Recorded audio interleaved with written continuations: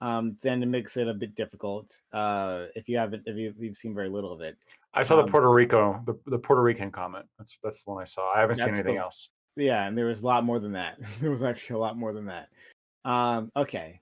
And then so there's that, but there's also um right, and it's that was supposed to be comedy. Actually, I thought some of the things that he had said, especially in the beginning, were kind of funny, and the crowd did react. I mean, and by that I mean like, right, like that's like that little, yeah, okay, that was it.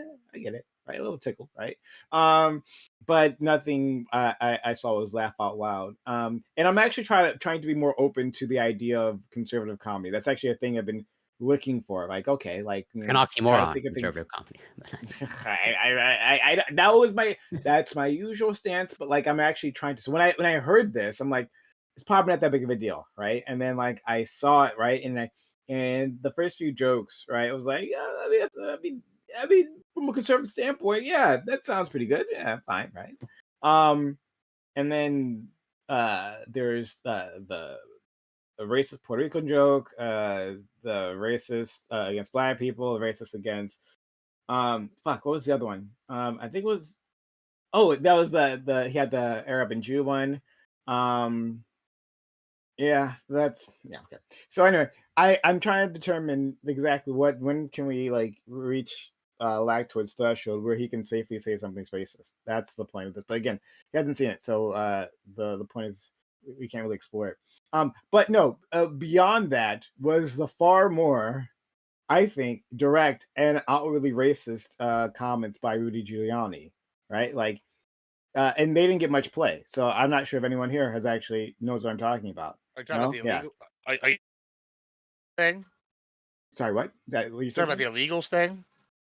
That Rudy Giuliani. I Yeah. didn't know. Maybe he did say something about illegals. I missed that part. I He's haven't even seen the more whole racist thing. than you Maybe thought. there's even more. Yeah, right. I don't Yeah, know. I've been inundated all day with the what I would like to call as the bitching and moaning over non seculars, non issues. Is really what it was. sure. I mean, how is this any different? Like this just for devil's advocate. Hold on, How is hold this on. any different than Before, before, when the Dems go before, like we don't like but, white men? Like that's yeah, racist sure, too. sure. Like I Okay, mean, this is a whatever. comedian. You have a shot comedian Before, say something, and then no, y'all have an issue like the illegals thing, which is like an issue that like sure. Republicans already said, hey, it's a problem, and y'all go, oh, it's racist to even think this is a problem. Like, Wait a yeah, minute. No, hold sorry, on, nobody's stop. taking Hold this on, serious. stop. Don't put that all on me. All right. I'm gonna put it on you. I'm putting it on the left in general.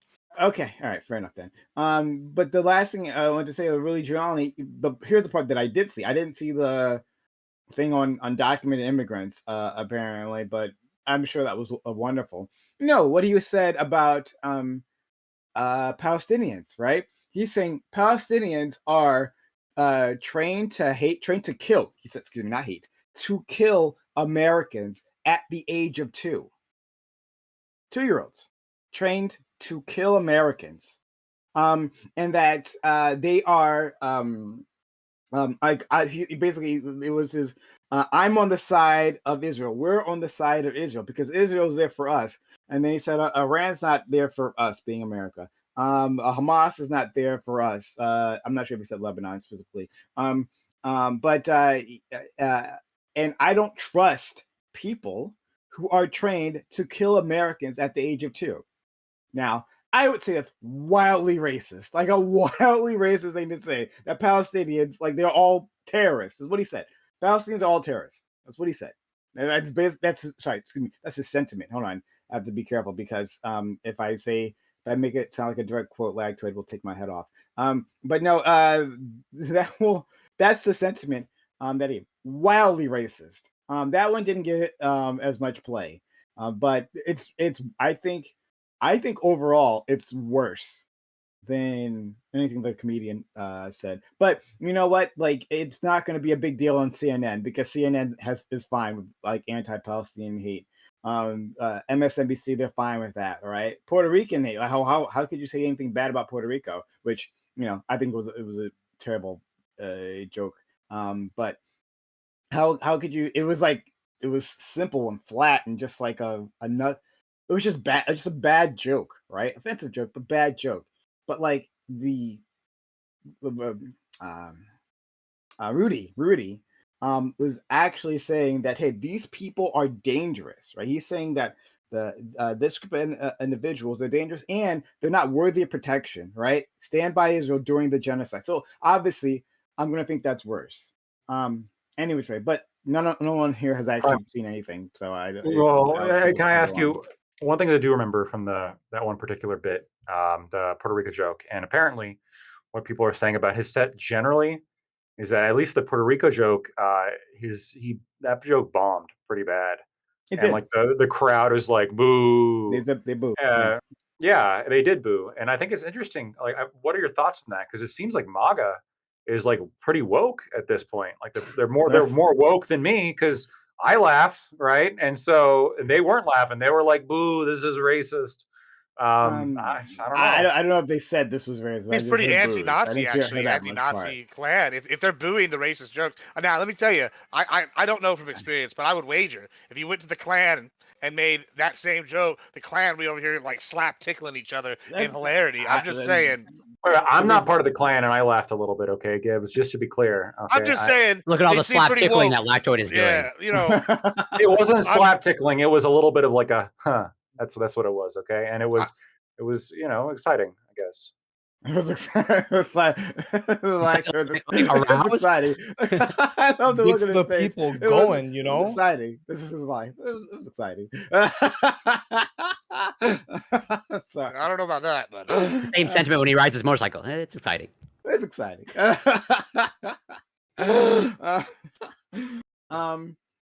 So anyway, you asked me my opinion there. Why they're booing him. I mean, you could talk about the Rudy Giuliani thing separately because that's interesting to explore as well. But just on like the quote, like the jokes that Tony Hinchcliffe was saying, I mean, he didn't do well. Apparently, the crowd didn't like him all that much. Yeah. There was a mixed bag. I think, and from what I've saw, I actually want to see the whole set. That's all. Like, at least it sounds like I've seen more pieces than other people here. But like from all the pieces that I've seen, there were times where the crowd did laugh at him, right? With him. And again, those were conservative-minded jokes that would not play within a Democratic audience, right? And they were laughing at those things, which is fine. But then he would say something wildly offensive, and then he would get pushed back. Though I didn't measure all the crowd's responses for everything, or I was concentrating on his words. So I don't know. The black joke I thought got some claps there, right? The Puerto Rico joke was just booed, right? As far as the mic picked up, it was just boos. And the black joke was it was some claps if I remember correctly. I don't remember what the it was like a super anti-Semitic joke. I guess the Jews. And awful joke against the Palestinians. He attacked Palestinians too. I don't remember the reaction there, so I don't want to say that. Well, it was such pushback from the crowd. There was just the one where I remember like massive boos, but. Let me ask you this, Prime. Let me ask you this, because this is interesting. I'm just kind of thinking about this, right? Because it seems like there was a few times they booed to me, like when I looked at that back and like I'm reading here as well. But even if it's not right, this is a shot comedian. Like, what is going to happen for this guy, in my opinion? And you tell me where I'm wrong. Is he went on here and he was going to say shocking things. It's like a big moment. He's at a presidential rally in Madison Square Garden. All the eyes are on there. Even NBC, who said they would never show another Trump rally again, is tuned in, right? Like, okay, if he knows if he says something controversial, his career is made because he's a shot comedian, right? So, okay, I can see him going for it, right? Now, I don't think that represents the audience, especially when the audience seems like they push back. At least there's more extreme stuff. Like, what is the problem here? Like, other than if you take the comedy part out, I get you can argue the Giuliani stuff, but like if you take, it seems like y'all are combining the both and conflating them to be almost equal. Would you? I didn't remember. I didn't call it a Nazi rally or a Klan rally or anything like that. Right? I call it a Klan rally. I didn't call it a Nazi rally. Sure. Yeah. Big differences there. There are some differences. Yeah, I mean, I didn't. Yeah, so I don't know. I don't feel the same way. I said when I said the messages are similar. Well, I mean, they have eliminationist messages about Palestinians. Like when you say that, oh, their 2-year-olds are trained to kill us. That means these people are barbaric, right? They're not like us. They're a danger to us. And we're funding the opposition that's slaughtering them. Yeah, it's eliminationist messaging. So that is what it is from Rudy Giuliani. And I didn't even hear anything about Trump's remarks, right? So I'm guessing Trump's remarks are more like boring and like the standard bullshit from him. So I don't know what he said himself. But the crowd was cheering. The crowd was cheering Rudy Giuliani during that, right? I think it was the far more racist part. The crowd was like on his side, rooting for Rudy Giuliani, telling them that 2-year-old Palestinians trained to kill Americans. Wow, right? So like, yeah, I'm sorry, I don't give me this woke MAGA bullshit, right? I think that, and now considering that, again, to be clear, I haven't seen the whole entirety of the rally, right? So there may be some context I'm missing, so I'll put that out there. But like combining the reaction to Rudy Giuliani, with the comic, right? Like it feels more that the crowd could realize this is a bad look easily, right? When it comes to joke about black people and watermelons, because that's what that Tony guy said. The joke about Puerto Rico being a trash island, and the anti-Semitic the anti-Semitic joke, right? They can do the internal calculations. Like this looks like a bad look for our boy Trump. And so there's a boo there. But when like a simultaneous like crowd realization, just everybody was like, "Oh, hey, coming to Jesus is a bad look." We're just there's a bad look. I mean, you see this happens in other rallies too, right? When is that the Occam's razor solution? Like maybe they're just not as racist as they're being made out to be. Yeah, but then, like I said, they cheering elimination rhetoric when dealing with the Palestinians. When Rudy Giuliani was talking, they were like rousing applause for that. So yeah, like calling Arabs terrorists. Like, like how much has the right changed at all? I don't think so. I don't buy it at all. So if people want, I didn't call it an American Nazi rally, but if people want to draw those comparisons, I see where they're doing it. But again, I'm not saying that. So, but I mean, both the Democrats and the Republicans are pretty aligned on the Israel issue and pooping on Hamas and Palestinians. So, it's not really a partisan issue. This election, but it's making not an eliminationist language. That's different, right? So I mean, I don't really know how much I want to get into this, but I mean, Hamas definitely does use children as fighters, according to, I mean, Wikipedia searched this, many instances of the IDF finding 12-year-olds, 14-year-olds, not 2-year-olds. I can't find anything on 2-year-olds, so that's pretty excessive. But I mean, 12-year-olds, 14-year-olds carrying bombs, checkpoints, shit like that. I mean, there's one video I saw. They ran it was 12-year-old and a 14-year-old ran to a building with knives, and they started stabbing the IDF soldiers, who then promptly shot them. Right? It's a pretty horrific video.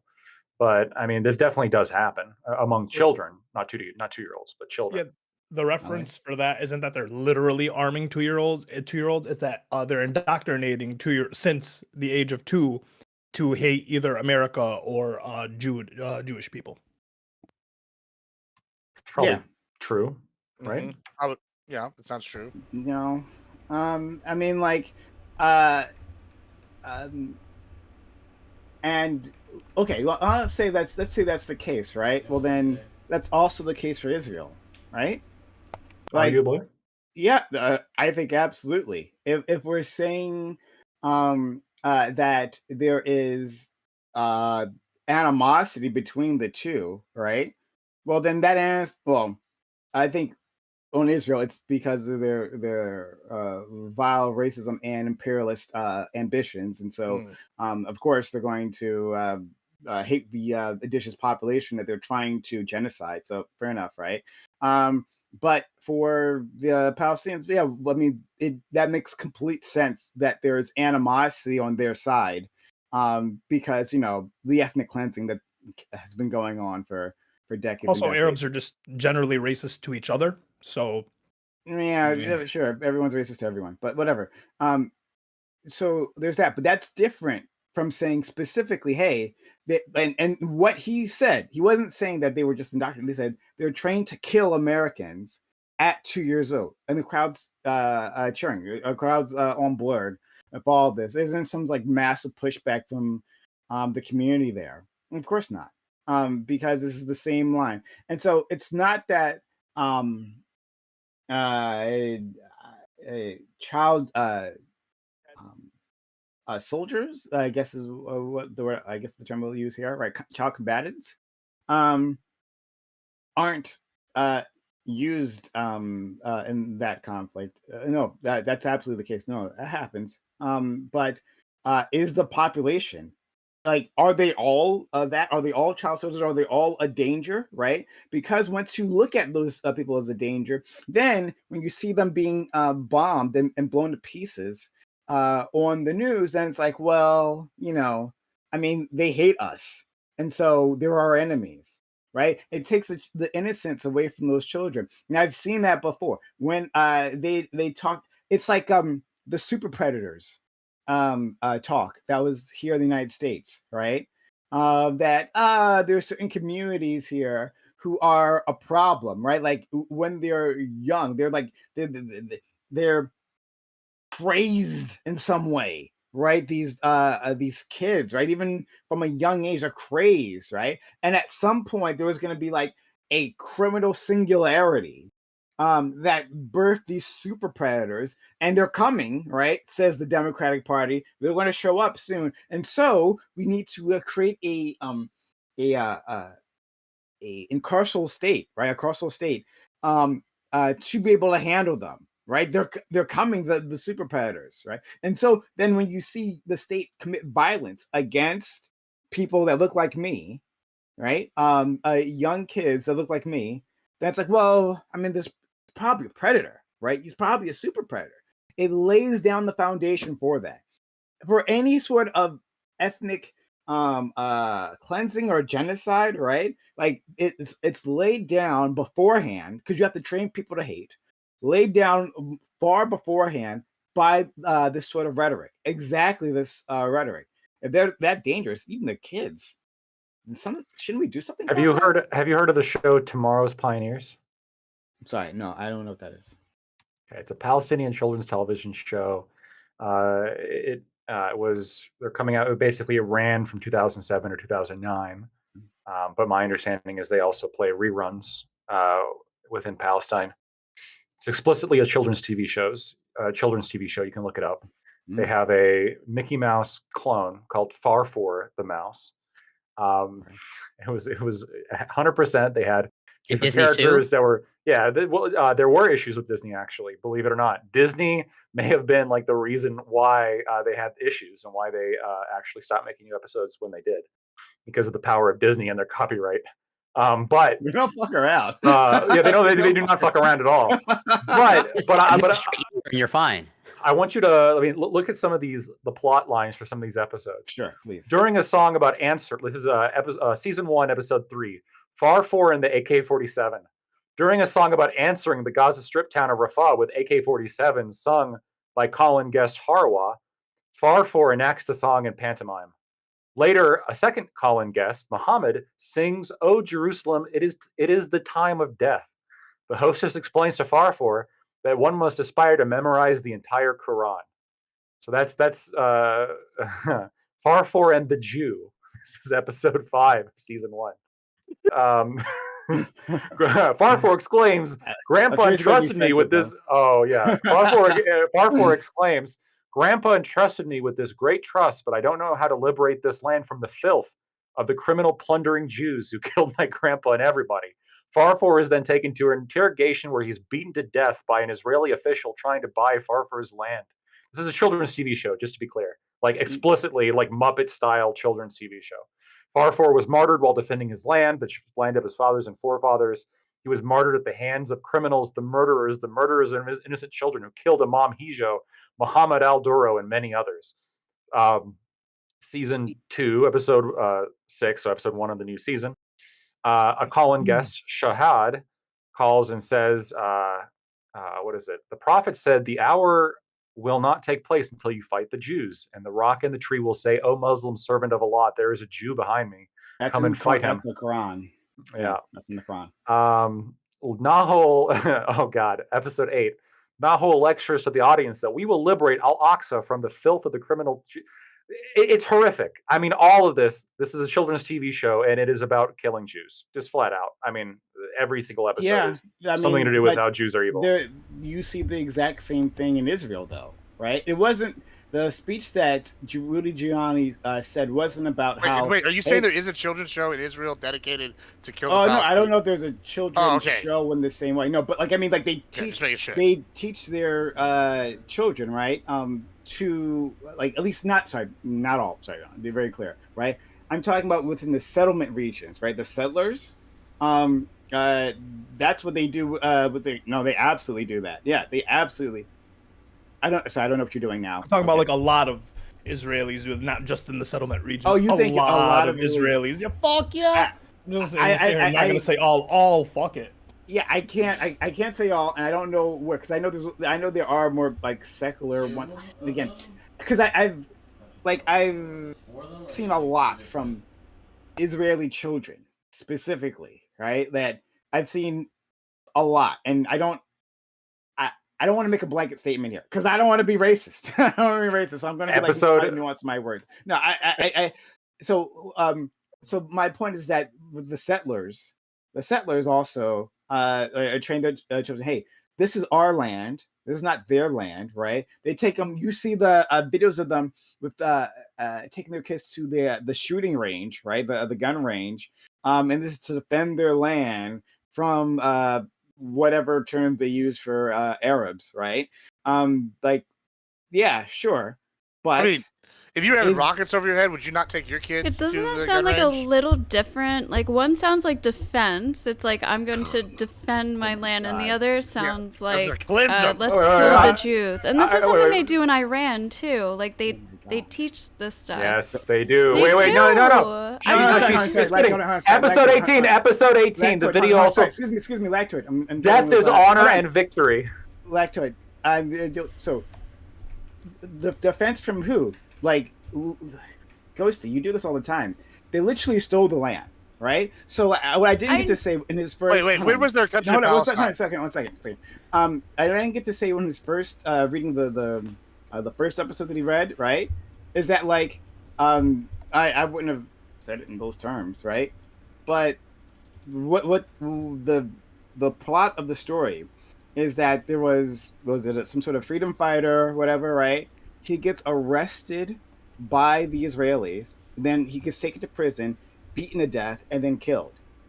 Here's the thing. You don't actually have to put that in a children's story because it happens literally all the times in their lives, right? Like they have, it's called administrative detention. I think this is the term, something like that, right? In Israel, where they can arrest you. By that, they mean Palestinians, not you, right? Not you, white lady, if you go there, right? But like they can arrest Palestinians without any charges, 0 charges. They hold them in jail for years. They beat them, they torture them, and sometimes they kill them. And they die. So like the thing that they're talking about within that, I'm not talking about the rest of the storylines. I don't know about that.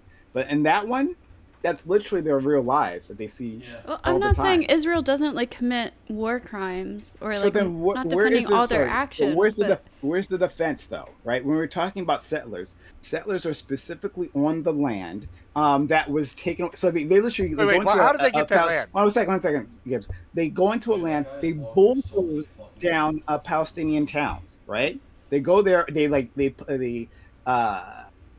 go there with the army, right? The army says you got to get out of your house now, right? They take them out, they throw their stuff. There's plenty of videos of this happening on like YouTube. Just search for it, right? They take their stuff, they throw it outside, right? And at gunpoint, and the families, you see them watching, crying as their houses are bulldozed. And then those are the places they put the settlements on. And then those are the places that those little children, are defending from the Arabs. Wait, how do they control that land though? How do they gain control of that land? Before I deal with you, Gibbs, I'm trying to deal with Ghosty. Well, but it matters to Ghosty's point. It matters to Ghosty's point. How do hold on, Gibbs. I'm talking to Ghosty, so I want to hear her perspective. Okay. So Ghosty, where is the defense you're talking about from Israel? What is Israel defending? Well, I guess, like, if I was assuming that when we're talking about, I mean, maybe I'm wrong. I thought, like, these people are already there. Like, I thought, you're right. I didn't think they were, like, actively taking land, like, No, currently. you're correct. You're correct. No, she's not correct. She absolutely is. There's literally the occupied... The occupied territories. They're literally. Why do they occupy those territories? What can you tell me? What Gibbs. I have to deal with you later because you I can't deal with. Well, you're missing out. You're omitting a major part. I won't allow it. I won't allow it here. I won't allow that. Right?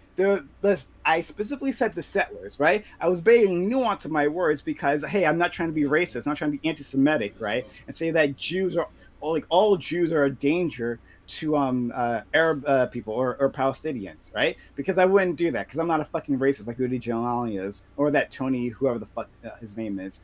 I'm not like them. So I'm like, hey, I'm just talking about this narrow group of individuals, and I give you a description of how the settlements work.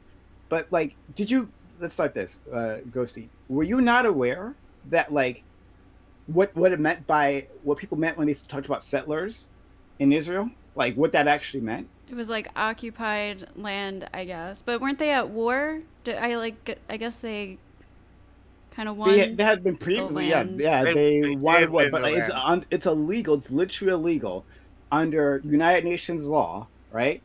International law to win a war and then take the land, basically what happened. So you know how they're talking how Russia is doing illegal land grab. I don't really understand what you're saying, but I still don't understand how this gets to the point. Like if you have a group of people who are on your border that are trying to attack you and eradicate you. They're not on your border. So the Palestinians don't have a state themselves. Israel has taken control of this entire territory, right? They've been taking. There's no Palestine. There's no Palestine, unfortunately. Yeah. So they took that land, and now it's occupied. The occupation means it's a military occupation, right? So they have soldiers there. Okay, so let's say Russia came. And, didn't they? Well, I guess maybe they're back now, but didn't they leave in 2005 or something? Who left in 2005? I thought Israel left the occupied areas in 2005. So there's the West Bank and there's Gaza. They left Gaza.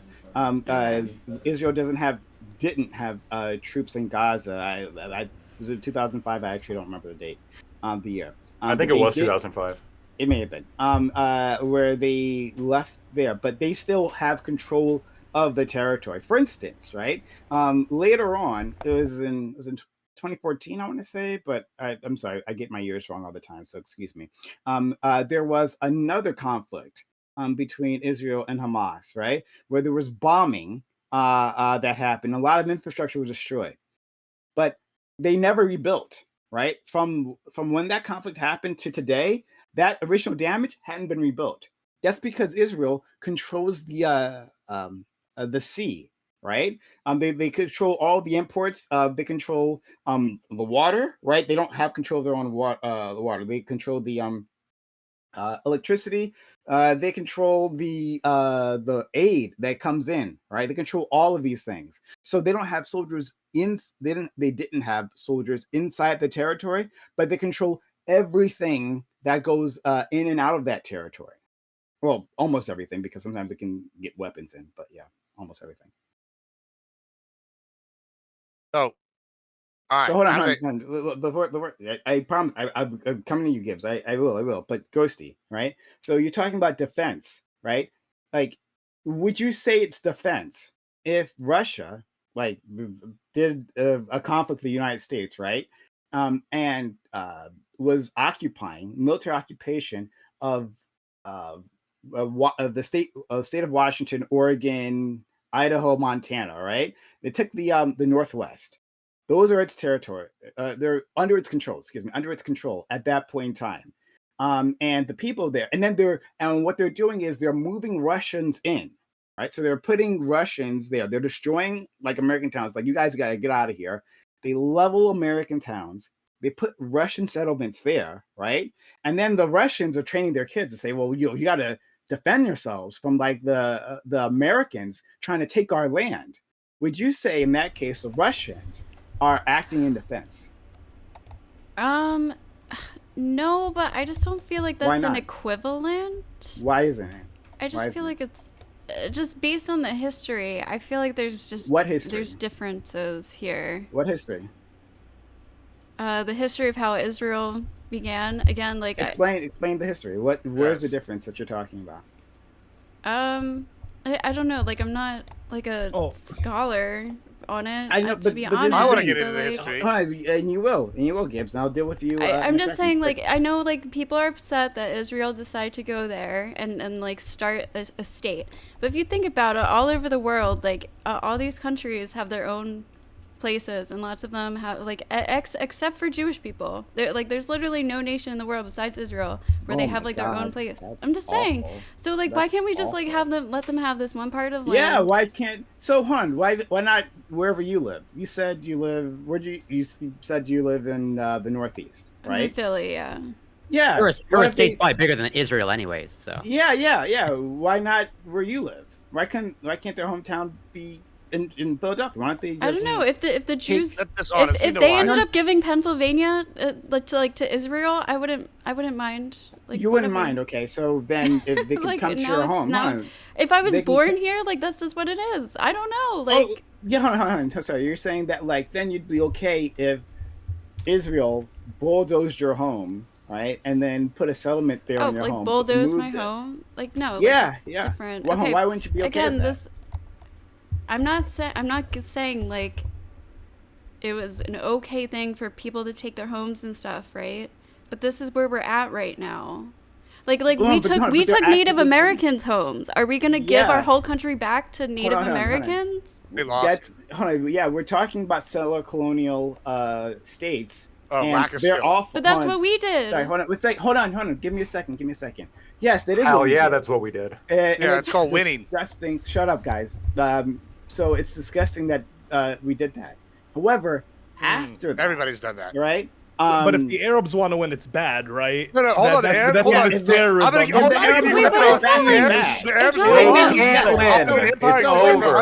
Arabs still have a lot of land. Arabs have a lot of their land. Yeah, they were good at conquering people. Sorry.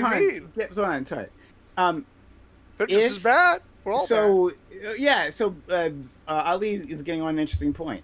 If might equals right, basically that's what you're saying. Is that we won the war, right? And so we can do what we want. Or sorry, Israel can do what it wants because they won the war, right? A bunch of times, actually. Hold on, Ghosty. Yeah, a bunch of times. Ghosty, you're saying they won the war, and now, they're the winners, and so they can just do what they like, correct? I mean, I think they should stop. But if people are continuing to attack them, then like they have to. Well, the defend. people who like live on that land currently, who are fighting back because they're taking. Okay, but it's like they don't want just that. They want to eradicate Israel from the river to the sea, all that shit. Like they don't want them there at all.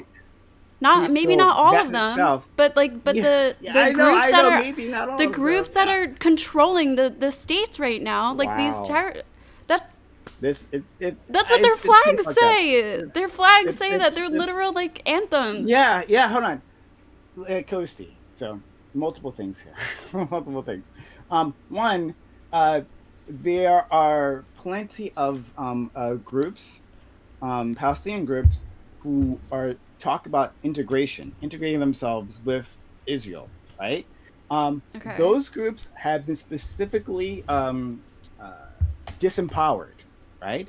for instance, the PLO that like works with Israel, that they are in charge of the occupied. They're also West extremely Bank. corrupt. They are wildly corrupt, right? But in the way that America is corrupt, the way that Israel is corrupt, they're wildly corrupt. That's why Hamas got to put in power in the first place. Okay, sorry, I'm gonna ignore you. I gotta ignore you. I mean, that's what happened in Gaza. I literally can't. I can't deal with you right now. But anyway, there are groups that like work with Israel. Those groups haven't accomplished anything. The peace groups, they don't have anything to show for them.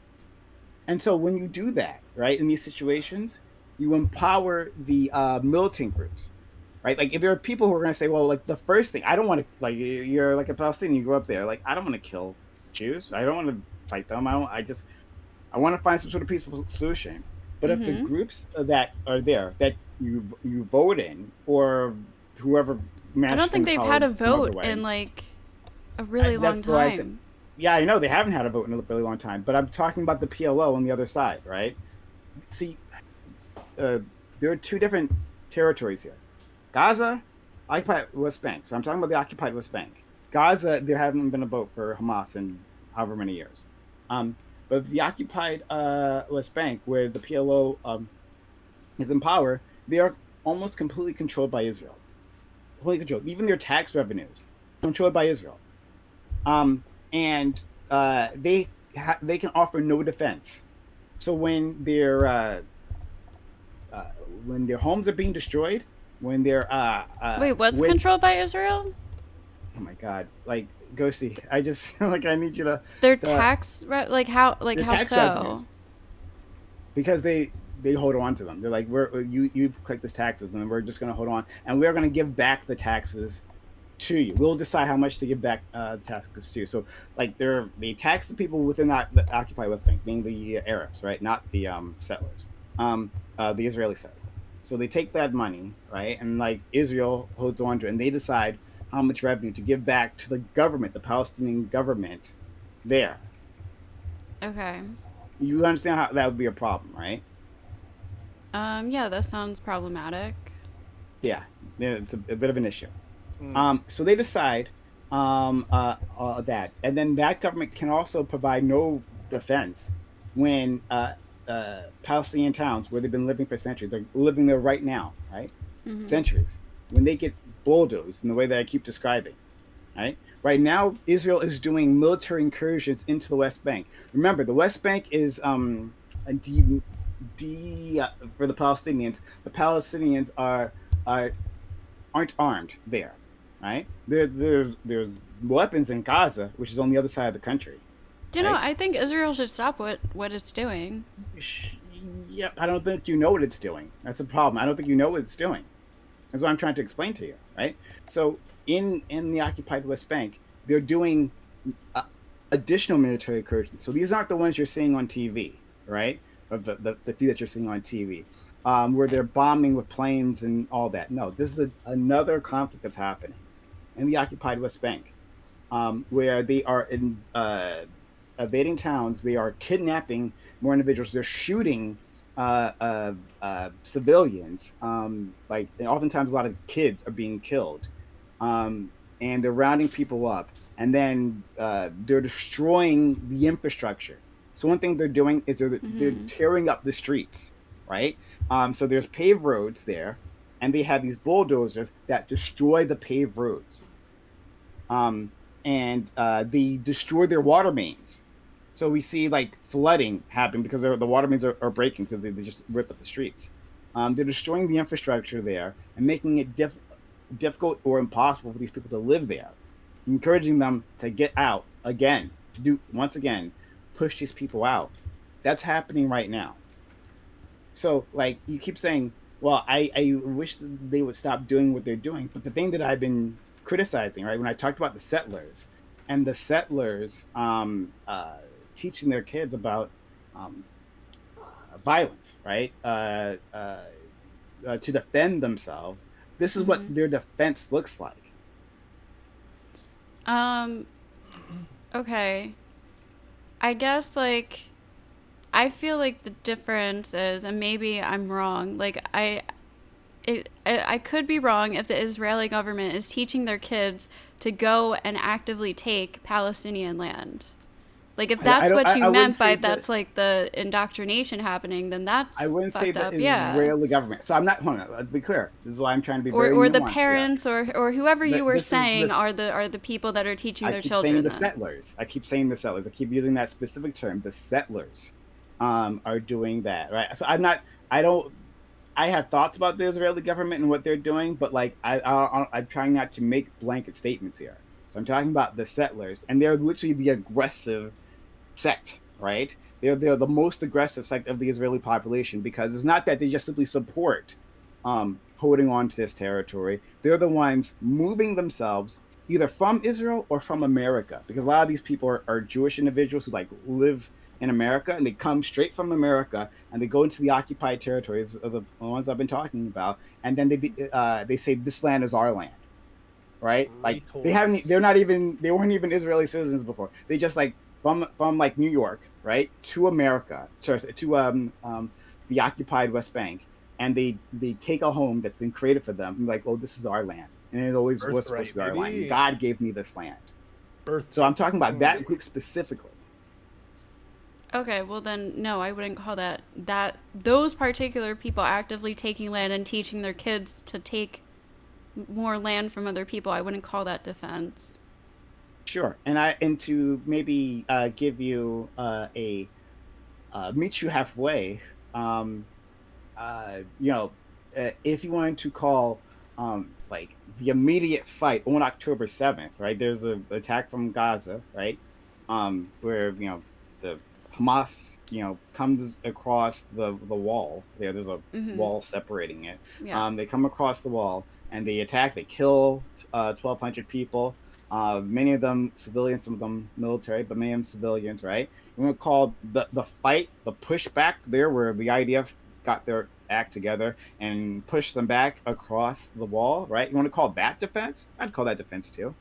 I'd be willing. I wasn't even talking about like active defense, but we were talking about like teaching what we're teaching children. So, like, I think there's a difference if you're living in Israel and you're teaching your kids to be able to defend yourself in case there is another attack. I think that's different than actively teaching children, like, death to Jews and death to America. And, like, yeah, can I want to get into here. Let's go to Gibbs, because he's been waiting. And then I just find this whole concept that's kind of developed over time recently really interesting, is that the right of conquest doesn't matter anymore, and like how we got here. Like, you talked about the colonizers. Nobody complained about the Ottoman Empire conquering Israel. Nobody complained about all these other, and then moving them and scattering them all across. We didn't have international standards. How convenient. How convenient. The League of Nations. It wasn't convenient. We had international standards after World War I. What happened? World War II. International standards. I hate to break it to you, Prime. But hold on. No, listen. International standards don't mean dog shit. I would eat dog shit and call that worthwhile more to my life than international standards, because they're worthless. They're absolutely worthless. Countries are going to do what's in their own best interest. They're going to use international standards for how they want, and that's the same thing. Israel got attacked literally the day after it was founded. By the way, Europe, the UK owned Israel, not the Palestinians. There's never been a state of Palestine. Before that, Rome owned them, all these things. Israel, at least at some point, was a country.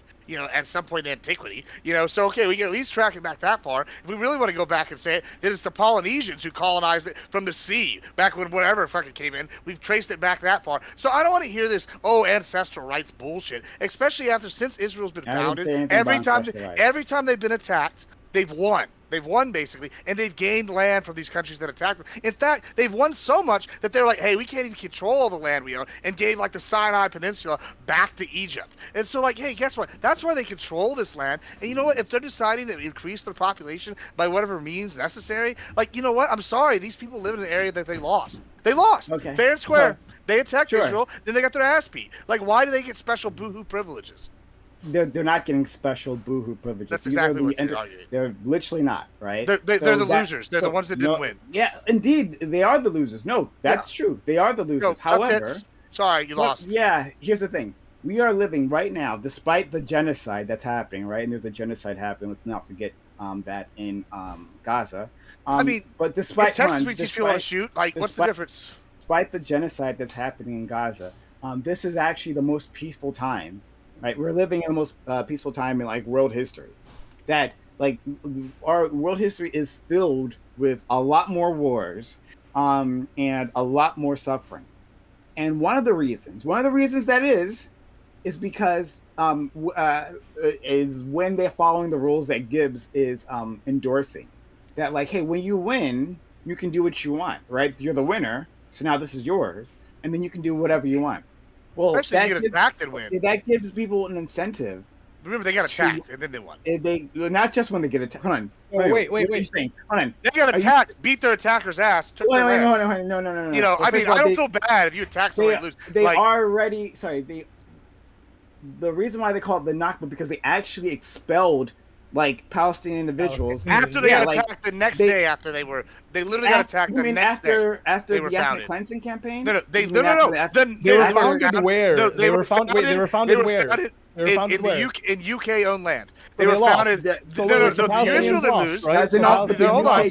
Let's just talk history. Literally the day after Israel was founded. Let Gibbs explain because he's right on this. Hold on. The UK land. UK gives it to Israel the day after the UK founded Israel. Basically, the Israel gets founded the day after they get attacked. Boom! They go to war. Israel wins. The ethnic cleansing or whatever you're talking about. To move into a land. All of the exploration. They tried to move into a land where people were, so there was a fight. The UK owns. They get attacked by 6 countries that declared war immediately after Israel was founded. They won, and then they expelled the people that lost. That's what happened. Then why the fuck? So then why should we give a flying fuck about Texas and all the Mexicans that are coming? Because the Mexicans are clearly winning. Well, I mean, no, you're losing because all the Mexicans are getting in, and your wall isn't. Your wall isn't good. Jobs are getting taken. Wall's up. We get the wall. But the Mexicans keep coming in. 6 million a year. Abbott's the one 6 million a year, right? We should. We're winning despite the Biden administration's best attempts to stop us. That's how good we are. So good that we're beating Mexico and we're beating the U.S. It's called handing out whoopers. They're coming in by troves, by the millions. So the point I was making, we are living in the most peaceful. We're living in the most peaceful time, right? That's because of those international rules that I'm talking about, right? There's a reason why Europe reacted there's a bunch of prissy bitches. Why Europe was in such a panic when Russia invaded Ukraine. Russia is taking territory. That's a problem.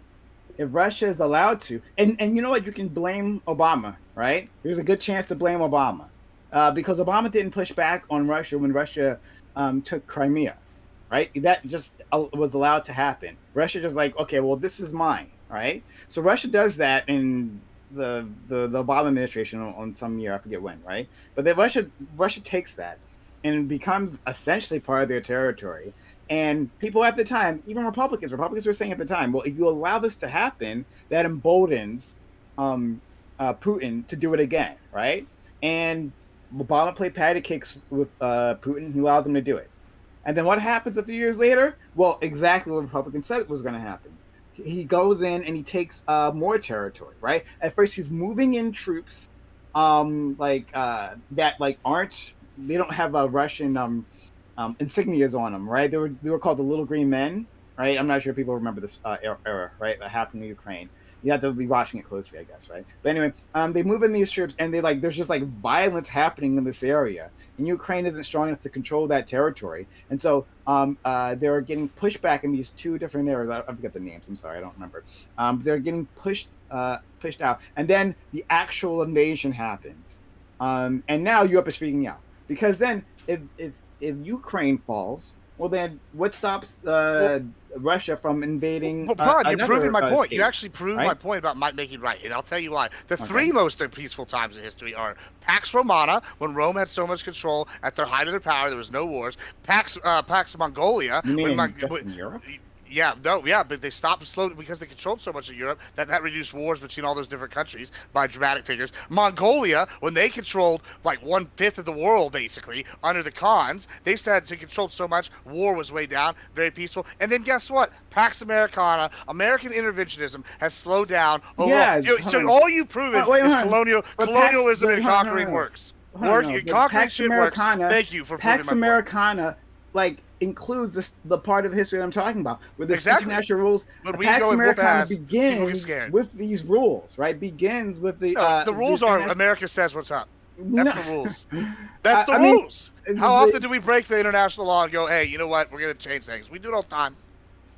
Like, sorry, well, we're the big dick It's American peace or nothing. I can't argue with that part, right? America doesn't abide by these rules. Empire building. Oh, no, I hear you. Peace. I hear you there. Fair enough, right? But Pax Americana includes the rules that we're talking about, the national base rules. Like Pax Americana, the reason why a critical part of Pax Americana isn't because it doesn't work like those other two examples. It doesn't work like Pax. What do you mean? Romana, Send in the right? weapons. It doesn't in the military, work they like fall Pax apart. Mongolia. I don't know the exact terms there, but it doesn't work like those two. Those two were held together by direct military engagements and installations, and that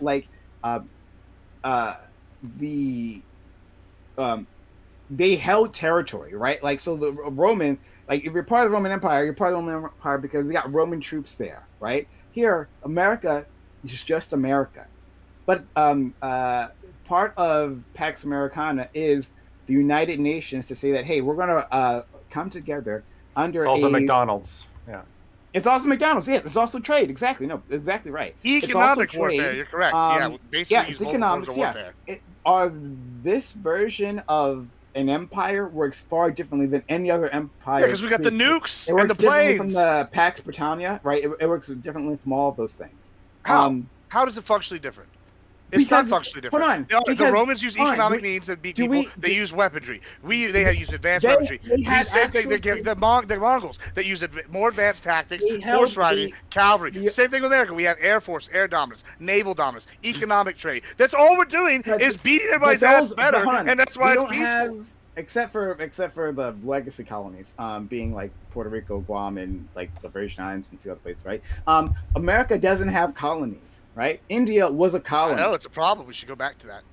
Okay, all right. So I can't talk to you when you're like this. All right, so I'll have to talk to you later. So whatever. Lactoid. Yeah. And then, so Lactoid, and then we're gonna go to Corey and Ali, right? Okay. Yeah. So just a couple things. Firstly, going way back. I looked at what Rudy Giuliani said. I posted some links in our group chat of children's TV shows, multiple, in Palestine that are explicitly hyper-militaristic, kill the Jews kind of mentality, right? 100%. So whether or not you think, well, this is because they were pushed into it, or Israel has the same thing, or this has to do with defense, whatever, it is absolutely true what Rudy Giuliani said. I don't think it is a lie. I think it absolutely is true that in those areas there are children's television shows and children's programming and propaganda that is teaching children there to hate Israel and also hate America. I think there was season 1. There was one episode where Bush and Condoleezza Rice were targets in the show. So I mean, pretty explicitly anti-American as well. So has to be siege on a kill the Ayatollah show. I think I haven't seen that, but I think Rudy's was probably correct, even if you think that maybe he was too. I don't know, vitriolic in the way he said it. Now, as to the general question, I hate Israel-Palestine conversations, but just to talk a little bit as to this concept of conquest, because I'm not as pro Gibbs in terms of conquest is everything, but we have to recognize a few things. The first thing we have to recognize is Islam was founded through conquest, right? The reason why it's anywhere other than Mecca is due to war, right? Due to pillaging and war that spread all the way up. I mean, there's a reason why the Hagia Sophia, which was a Orthodox church, why that's a mosque now. And it wasn't peaceful. What happened? It was brutal. And now it's not. Now a relic of Christianity is no longer there, right? All of North Africa, even into fucking Spain. And they call it the Reconquista, right? The Catholics came down and they pushed the Muslims out of Spain. Now, should the Moors be, no, this is ours? I probably not. Should Mexico be able to claim Arizona? Well, hold on. Should Mexico be able to claim Arizona? No, probably not, right? I agree. Well, to some extent, there's multiple elements here. The first element is I generally agree that absent some kind of circumstance that we want to keep borders roughly where they are. Now, I think with Crimea there was I think with Crimea there was a circumstance. So I think Crimea is different. I think there's an argument there that Russia was justified in taking Crimea. But there's also other factors such as, well, in the grand scheme of things, is it better that America controls the land other than Mexico? I think so. I think it's better that Spain is Spain. I think it's better than America is America. And, you know, when you look at Israel... could you repeat that? Not... Sorry, could you repeat that? You think it's better that America does what? I think it's better that America is America and Spain is Spain. I think it's better when, frankly, like a superior culture occupies regions and expands its hegemony, right? And when you have Israel, which is, I mean, look, you want to talk about GDP per capita, you want to talk about democracy ratings, you want to talk about the way it treats women's, you want to talk about the way it treats gay people, every single measure of like enlightened Western liberalism democracy. Treats them terrible. Israel is overwhelmingly better than any alternative in that region. And they are. And on top of that, when we're talking about like, well, what about their creation? What about the circumstances of that? It's way more muddled than just one country invading another. It's a country getting invaded how many fucking times? And then every single time they win, they push a little bit further, which is what every fucking country does when they win a war. Poland evicted the Germans. Like, are we still crying about that? Sorry, could you repeat that part? Do you know about the ethnic cleansing after World War II where all the Germans were kicked out of Poland? I have heard. I don't know enough about. Nobody cares about that anymore because the Germans. Sure, well, you can look into it. The Germans lost and they were kicked out of Poland. But weren't I don't know enough, but wouldn't those be the Germans who were being moved into that territory to take over that territory? No, Germans is German descent. No. It wasn't German descent. Poland gained territory into what was historically Germany. Germany's much smaller than it used to be, and the Germans were moved out, and the Polish people were moved in. Right. Okay, then I disagree with that. Then fair enough, and you're consistent in disagreeing with that. But you would have to agree that every single time a country wins a war, they're going to claim a little bit more land. They're going to claim a little bit more something. This is natural, and especially when they're attacked with the level of vitriol that Israel's been attacked with consistently. The level of vitriol. You mean the country that has been the most belligerent in stealing land and committing an ethnic cleansing campaign. Poor little Israel, right? Backed by the great powers, the great military powers of the world. Poor little Israel. Yeah, I'm crying over it. But beyond that, the point that I'm making is that if we allow that, then it gives countries incentives to do war. If I don't know, is Paraguay next to Uruguay? Let's just say it is. I don't know my South American geography very well. I apologize. Right? Let's say Paraguay is next to Uruguay. Then it gives Paraguay a reason to invade Uruguay and take land. Let's say they're having a border dispute, right? I have a problem with because there's resources, right? And there's actually somewhere in that region. I don't know the geography well enough, so I'm gonna butcher this so bad. But like they're discovering it's like oil and some other minerals like on that land, right? I had heard about this a few weeks ago, and there is like an interregional dispute, right, as to like where the borders lie, right? So there's resources, new resources discovered, all the reasons to go to fight. Now, if it's true, right, if they were living in the worlds that Gibbs won, right, and you're saying that, well, you're not really okay with, but like it's just a natural thing, right? If Paraguay, let's just assume it's Paraguay because I don't remember, but Paraguay can say that like, well, I want these resources on the other side of the border, and then they can do a military engagement, and then they can win, right, and they can just take it, and then now this is ours. Oh, now this is ours. Well, then why shouldn't they do it? Why shouldn't they give it a try? This encourages more war, right? This is why it's an important part of the international rules that no, you don't get to take these things, right? Not would you be in favor? Would you be in favor? I guess because you seem to like this idea of a status quo. Would you be in favor of like right now? All the land that Israel controls becomes off limits to anybody to move them off, and then they also can't progress any further. They can't take any more of the West Bank or take any more of Gaza, and the rocket attacks stop. Everything stops. Would you be like? Would this be the ideal solution? This would not be the ideal solution. How could it? Why would this not be the ideal solution? They've taken the best land, literally from themselves. You'd have to demolish the entire apparatus of control within the West Bank, right, and Gaza, I guess, for that matter as well, right?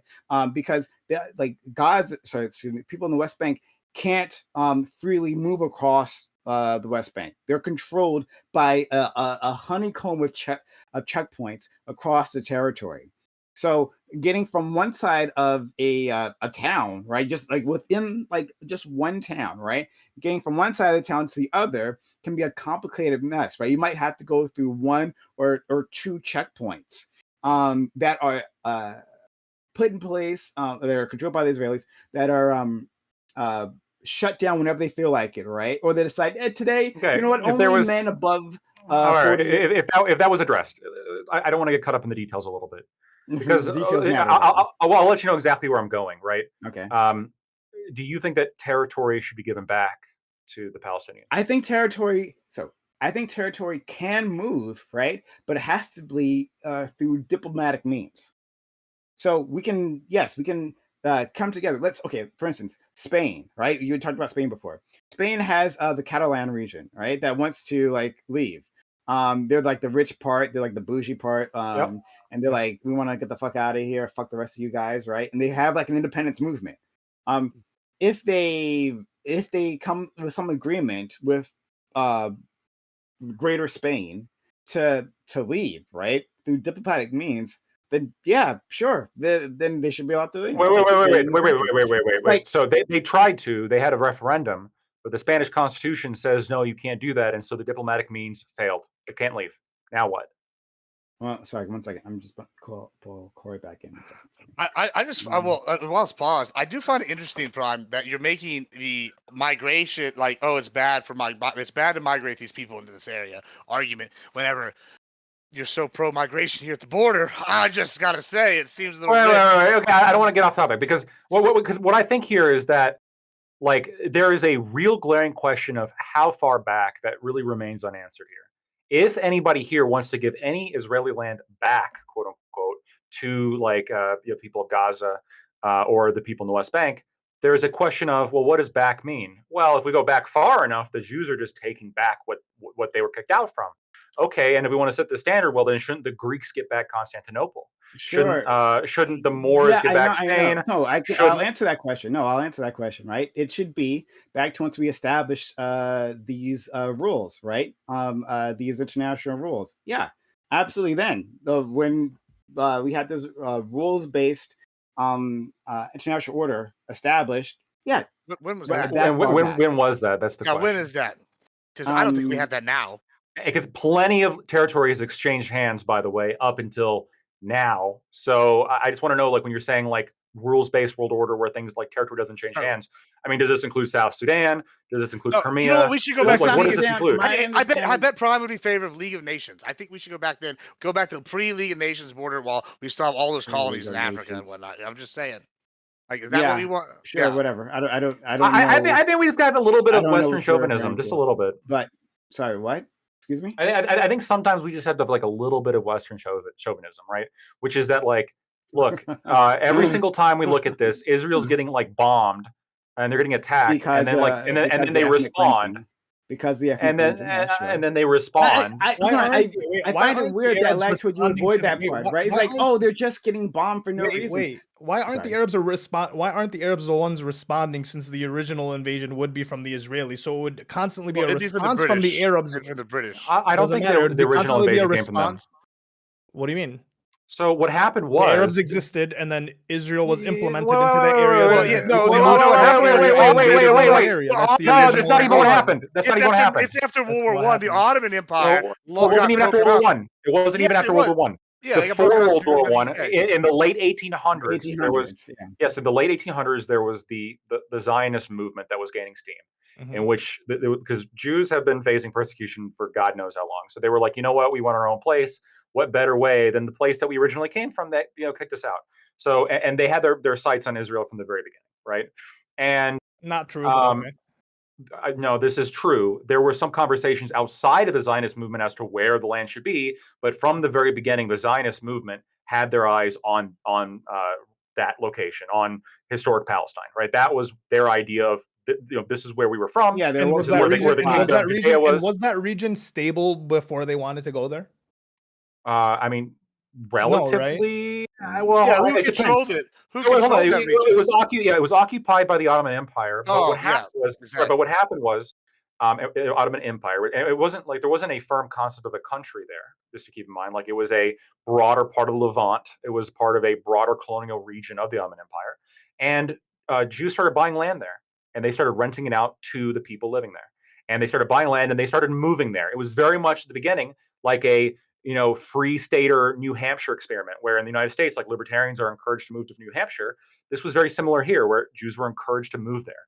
So they would buy land there, they would move there, and over time, the population of Jews actually got somewhat big. And then, after enough time passed, when the population was bigger and the area came under the British mandate because the Ottoman Empire lost World War I, the British, part of it was obviously lobbying from the Zionist lobby, was like, you know what? We're going to go ahead and split this area because there's a lot of Jews living here and a lot of land owned by Jews. And there's a lot of Arabs living here. We're going to split it up into two sections so both people here can live in peace, because there, of course, wasn't this concept of a Palestine as a country there before then. And then when that happened, what happened? Israel got declared a war on by every surrounding nation. I think Gibbs said 6. That sounds about right. And they all attacked and they all lost. Incredible. I mean, the trial by fire. And they pulled through, and you had but part of the Nakba was people fleeing the oncoming Israeli armies. Part of it was the Israeli armies kicking people out. That's absolutely true. I'm not going to deny that. But this was during wartime. This was in response to an invasion from every country surrounding Israel. I understand your point, and I agree that we can't have forever war, but it is like we have to recognize a little bit. It's not so black and white as one country just invaded another. Frankly, the Israelis have a little bit more of like look, we just want to live here, and every time we do, we get attacked. That's why we have Zone C security. We just want to live here. That's why we're along the Jordan River. Why? Because how many armies came across the Jordan River before? So how many years later do we like look back? Because here's the thing, like a few panels ago, like we discussed like the refugee issue that's happening that like in the UK and so on and so forth. So all this does is create more refugees that Western nations are going to end up taking. So like we're creating these refugee problems, and then we're looking at Palestinian, we're looking at like the Jewish people, like, well, they just want to live somewhere. So how far along until we look at the Palestinian people and go, well, they just need a place to live? Or do we just adopt all of them into Western nations that you guys don't want these refugees here? Like what? But the Arab nations taking them. Well, frankly, just to be clear, there was a lot of Arabs living in Israel, which you have had choice words for, Ali. I mean, we don't have to get into that. But traitors, you have had choice words. Traitors, well, other words that I don't want to say on Twitch. Well, I'm not going to say it for you. I got you. Well, good, because I don't want you to get in trouble either, and I think that you might if you repeat those words on Twitch. They live quite well in Israel, and when we're talking about in Gaza, I mean, prior to October 7th of last year, there were no Israeli troops in Gaza. The airstrikes happened. Why? Because of an attack coming from Gaza. It's the only reason why we're having this conversation. Once again, who attacked first? Every time. Who attacked first? No. Sorry. That's and I can't let this stand. This is the problem right here. Yeah. And Lactoid, you know what I'm going to say already before I even fucking say it. Do you condemn Hamas? What? No, I wasn't going to say that. No, I wasn't going to say that at all, actually. No. So what I was going to say is that it's so convenient. And he says, well, no, the attack came on October 7th. Things were peaceful I guess before October 6th, on October 6th. Hey, were things peaceful on October 6th? Nothing was going on in 2022. Was that what was happening on October 6th? Israel wasn't bombing Gaza. They weren't bombing. There weren't bombs going. There weren't bombs going down. They weren't shooting there. There was no Israeli troops there. Okay, they weren't shooting there. So when in Gaza before October 7th. So when settlers are stealing land, right? No settlers in Gaza at gunpoint. Not as if these struggles aren't related, right? Oh yeah, I guess that's where the war is. So hold on, but I just like I was talking to Ghosty about right now. As we're speaking, Israel is making military incursions into the West Bank. That's happening right now. They have the whole area. No. I didn't forget. They have the whole area under control of Zone C. Again, yeah, why is it under control of Zone? Why is it Zone C occupied? Why? Because how many fucking armies have come through that area? Well, why do they control the Jordan River? Hold on, Lebanon's right there. Sorry, why is it Lebanon's north? Lebanon's north. Why is it called an illegal occupation? Isn't simply because they're defending a border. It'd be one thing if the idea was simply deployed on the border, right? To keep an eye on the Jordanians or the Lebanese or whatever the fuck, right? That'd be one thing. But they're not deployed just there, are they? Right? They're deployed all through that territory to control. You have to have supply. Yeah, you have to have supply lines, and there are settlements as well. Lines. You hear that, Ali? It's just supply lines. They're just it's just some convoys, I guess, moving back and forth.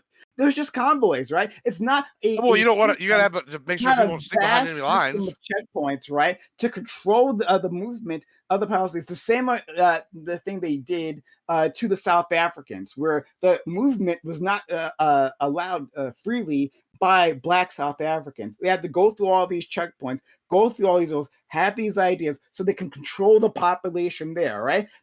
These things aren't. It's just for the border. It's just for border security. I mean, wait. Did the Black South Africans have bullshit. Like Mickey Mouse Clubhouse, but for suicide bombers? I don't know. But Lactoid, the thing that you're forgetting is the ethnic cleansing, because this argument relies on it. It relies that, hey, yes, on October 6th, it was peaceful. Guys, it was peaceful on October 6th. And then the Hamas, the big bullies that they are, right? Then they attacked, right? Out of nowhere, when things were going so well. It was going so well that they civilians. Israel is taking more and more territory now, right? Even when bombs aren't falling, more territory in the West Bank. Going so well that the Gazans literally had an embargo. Embargo on their territory. This is why I was telling Ghosty previously, right? They had embargo on their territory, meaning they couldn't get building materials to rebuild themselves, right? And that their quality of life was one. Their not quality of life. The average lifespan was degraded because the lack of supplies, lack of medicine, lack of all those things. When did that embargo start? The administrative that was after Hamas was elected. After Hamas was elected. After that, that's when the embargo happened. And that I don't know how that's a good thing. Well, no, yeah, you elect a government and / paramilitary organization that is dead set on killing you. A government funded by who? That can lead to an embargo. Who was in support of Hamas? No, so if you're going to say Iran is the primary state backer of Hamas, yes, it is. No, that's not. No, not talking about that. Is. Who was in support of Hamas? Iran is the number one state sponsor. I don't care about who the number one is. Who also? What about Bibi Netanyahu? No, he wasn't. No, there was. This is what happens. I've looked into this. No. Yeah, there was humanitarian aid. The Israelis sent a humanitarian aid into Gaza worth millions of dollars, and then they're saying, "Well, look, you funded Hamas because you sent humanitarian aid." But then when you deny humanitarian aid, look at the big monsters you have. They're firing Iranian-made rockets for a reason, because those rockets are coming from Iran, and the guns are coming from Iran, and the bullets are coming from Iran. Israel. Yeah, whatever. Okay, so the question of who is the state sponsor of Hamas? It is Iran, 100%. Of Israel is America. Whatever. Yes, it's America and most of the Western world. Yeah, for sure. Yeah. So America has a backing there. America is backing Israel, and Hamas is backing Hamas. It doesn't matter to me. They both have state sponsors behind them, but I guess it's fine when Israel has like the world's superpower behind it. Then it's legitimate, right? Then when they're dropping American bombs on Palestine, those are legitimate bombs, right? Those are legitimate bombs that detonate them, that burn them, that turn them into paste, right? But when Iranian bombs are going the other way, right? Well, those are terrorist bombs, obviously. Those are terrorist bombs, and that is illegitimate violence that's happening to the Wait, who leads this world order? Right? Once again, right? Was it peaceful on October 6th when there was endless administrative detention? I think that's the term for it.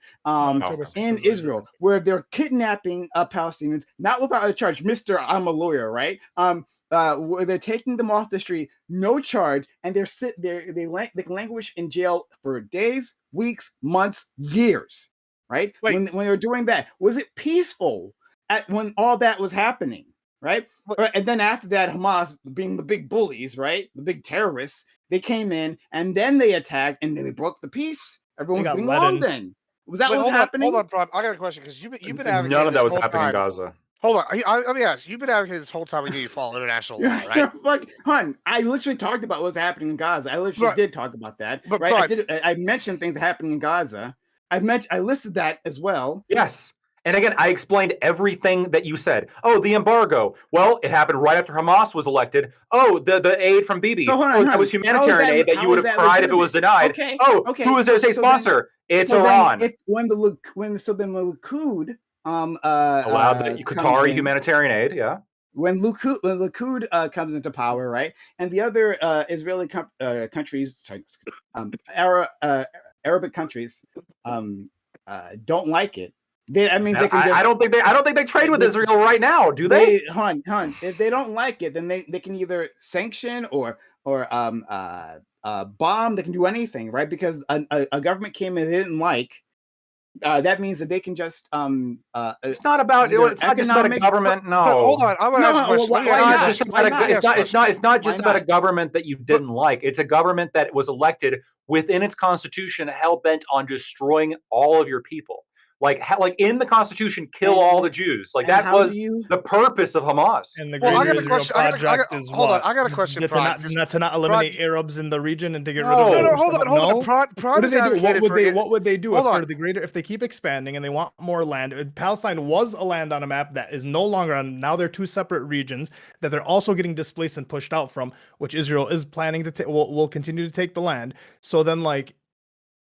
What's the difference? Well, here's a question. Y'all been advocating for international population figures don't seem to reflect that. The whole time we've heard international law, right? So the U.S. leads the international coalition with the UN and whatnot. You know, they established Israel in 1948. So I guess by your own admission, they should exist. And all these other people should come to terms with that, right? Because we're going back to what international law says. No, international law says, "Hey, we're making this country for them." That's a good thing. And so you have a problem with them defending themselves and upholding the international law. I don't. So because I know because you're having the most simplistic view of this. So I'm not going to speak for Ali because Ali might have a completely different answer to me. So I won't pretend to speak for him. But no, I think I think that. Something approaching the Israeli state can exist, and that in any solution I would do or implement would not involve the ethnic cleansing of Israelis, right? Because I'm not a fucking racist like the Israeli state is, right? Like I'm not on that level. So the ideal solution for me would have to be a one-state solution. It would have to turn Israel into a more cosmopolitan, multi-ethnic territory. That isn't it the most ethnic territory in the region, multi-ethnic. So I'm not saying that Israel. I don't say that Israel needs to be wiped off the map. Instead, I'm saying that like Israel can't be a racist ethno state. Well, isn't it the least racist ethno state in the region? It's literally. Hold on. I can't compare. And I don't care to compare. What the other states are doing. They're bad, right? So like if you want to, I'm not going to defend the Iranian. Well, you are defending it because you're defending Iran. No, I'm not. No, I'm not defending Iran. When did I say I was defending Iran? I mean, I said Iran is funding Hamas, and I'm fine with them funding Hamas. But that's defending Iran. That's not defending. That's not defending Iran. I'm saying I'm fine. You're fine with them funding it.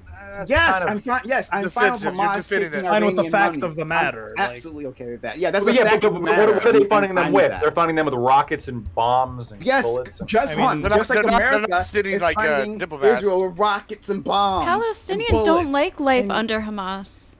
They don't like. They don't like. Palestinians don't enjoy like living under Hamas rule. Great, then let's get rid of Hamas. Well, Hamas popularity is actually pretty damn high in Gaza. It's pretty sad, but it is pretty high. Okay. It doesn't matter if they enjoy it. I'm not defending Hamas. I don't care about Hamas. You guys don't seem to understand that. I'm saying sorry, what did Armor Gibbs ask me? Sorry, what was the question again? Yeah, I mean, it just seems like you only want international law when it's convenient. Like that's kind of what's going on here. Like you don't, like you're mad that Israel was established by international law. They defended themselves, and then they keep defending themselves. Yeah. And you're like, oh, it's so bad. Oh no, like no. I'm okay. Because there was a growing Jewish population that was showing up there. At least initially, my understanding was that their interactions were peaceful. And in fact, there were Jews in that territory for centuries, right? And they lived peacefully with the Muslims, right? This idea that this is a conflict, this is a stupid idea people say all the time, that this conflict's been going on for centuries and they just hate each other and they just can't help. That's bullshit. It's literally not the case. They've been living side by side for centuries. Wait. Let me just ask real quick. When they're living side by side, who's controlling them? Who was paying the jizya? Who was a second-class citizen? Hey, come on. No, wait. The Ottoman Empire was not nice.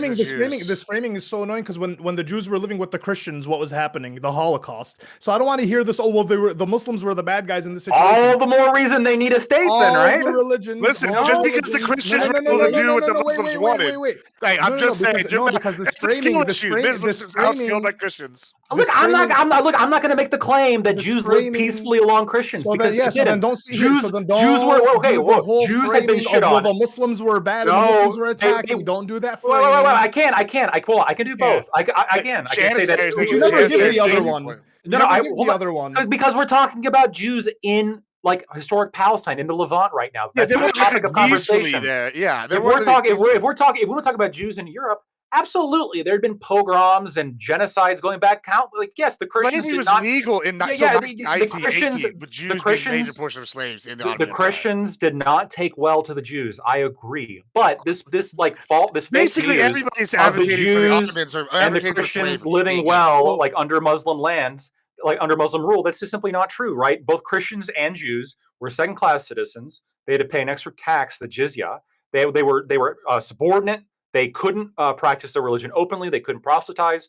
And if I'm not mistaken, they also couldn't vote or like have political power. The Janissaries were an odd exception that really came because they were slaves. And the slaves had gained so much just raw might makes right strength power that they had to be respected within the Ottoman Empire. But generally, unless you were part of the Janissary Corps, like you were fucked. You were a second-class citizen. What they use those Janissaries on? What they use the Janissaries on? Like on Christians, yeah, of course. Oh yeah, and to keep everybody down. Like the Ottomans weren't nice people. Everybody advocating for all I don't know why you guys are saying that. Like you're basically advocating for going back to slavery. If we go back to that's exactly what I said. No, Gibbs, you nailed it. I mean, that's what's happening. Your listening comprehension is amazing. It is. That's what it's called history. My reading comprehension is amazing too. I was saying that we should go back to enslaving the people of that land. That's what I was saying, 100%. No, I'm just genius. Well, you're just saying something really fucking stupid, right? I mean, that's the argument you're making. That's what you're supporting. Really fucking stupid. No, I'm not supporting. Why? When I'm stating something that, like, hey, Jews were on that land previously, right? It's not me saying that they lived perfect. No, but you said they're living side by side happily. Like that's bullshit. No, like, I said you're just that'd be me saying pre-1965 people were living happily with their white owners. Like, I'm saying that they've coexisted side by side. I believe that was the term I used. They coexisted side by side on that land. So I don't know what to tell you. And not say that there's some 1965 African Americans were just coexisting with their cotton people. Down there, side by side. So Gibbs has decided to say something really fucking stupid. But it's the same. They were so whatever. I'm just ignoring that. Whatever. There were Jews there previously. It's not like there were no Jews that there before, right? And then they just suddenly magically appeared. They were there, and then they started buying land. The land purchase is a little funny there, but still, there was some legal. sort of purchase happening. We'll have to have a different argument about that. But in any case, right? They were taking land and they were integrating themselves into the community. That I like. Hey, like if it had been the case, right? So Gibbs talked about like, well, you don't have a problem with immigration. That's right. I like more immigration.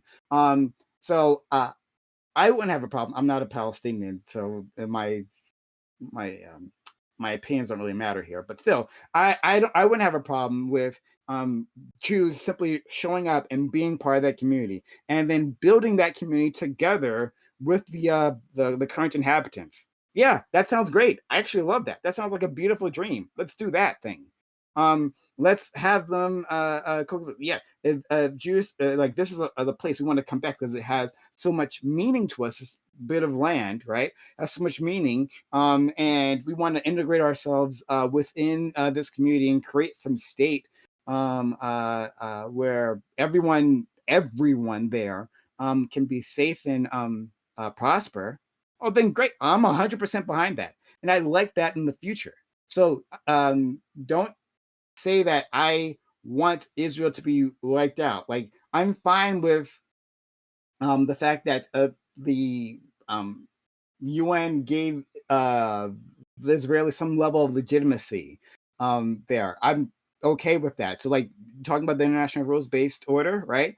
I'm okay with that. I think there should have been some input with some people who actually live there, right? Not just like handed down by the world powers. I think that's a problem. But the idea of creating the state in and of itself, no, I wouldn't call that, for me, an original sin. But other people might feel differently about that. Oh, Ali, so I want to give you a chance because you might have different opinions than me. No, I mean it's not so much that the state exists; it's the way that it came to exist, and then the way it's continuing to exist. And like we just watch it. What I mean, listen, you have a group of people that were living there. They feel like a country was kind of imposed on them, and then as that country grows, their country diminishes to the point where 10 years ago, Palestine used to be on Google Maps and Apple Maps. No longer on Apple Maps, it's just all Israel. So I mean, like for those people, when you're sitting there and you're like, and you've made the joke a couple times now, Gibbs, when was Palestine a country? When was Palestine a country? So you're removing their ethnicity completely, right? Because they were just a region like Britannica. Well, I mean, yeah, Palestine, Lebanon, like it's never been a country. It's been just like a region, like Texas is a region. Like, we're a country. Except Texas was a country at one point. We were a country. We actually have a national identity. So, like, that's where I was going with. Thank you for beating me to my joke there. I mean, it's really just because white people didn't recognize a national identity for Palestinians doesn't mean that they didn't exist. Oh, well, here's the thing. The Arabs didn't recognize that as a nationality. Nobody recognizes it as a nationality. You find me one country that did recognize it as a nationality. Oh, wait, you can't. But, I do find that we were interesting, that whole argument that it's just a terrible argument. We at least know that Israel was a country there at some point.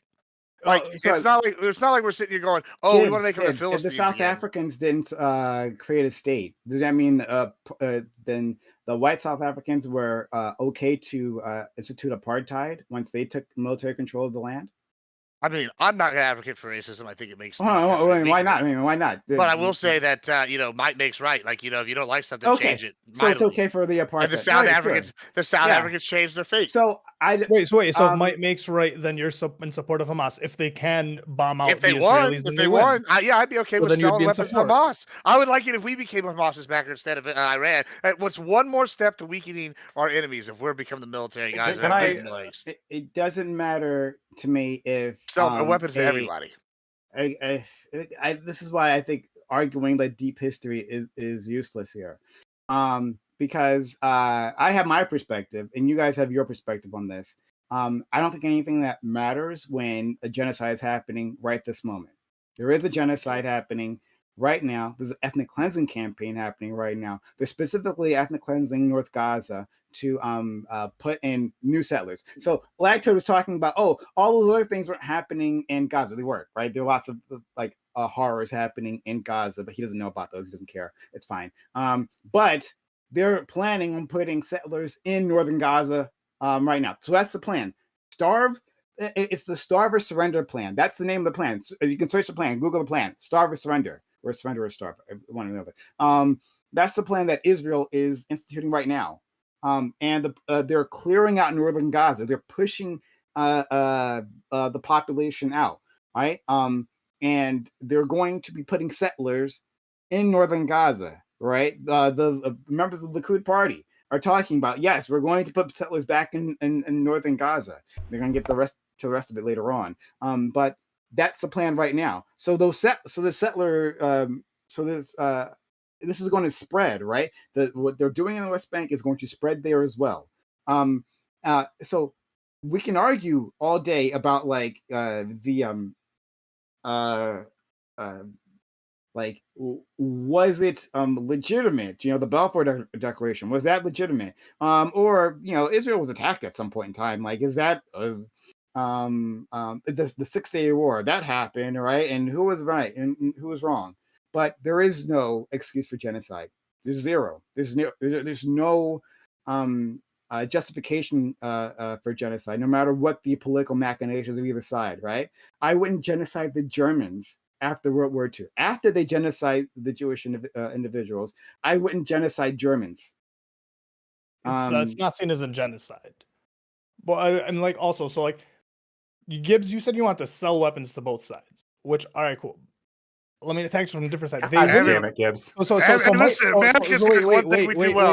war and export weapons. So might is right, and if the winning side can win, then kudos. But the only reason this side is winning is because of how much we fund them. It's not so much that we sell them; we just give them money.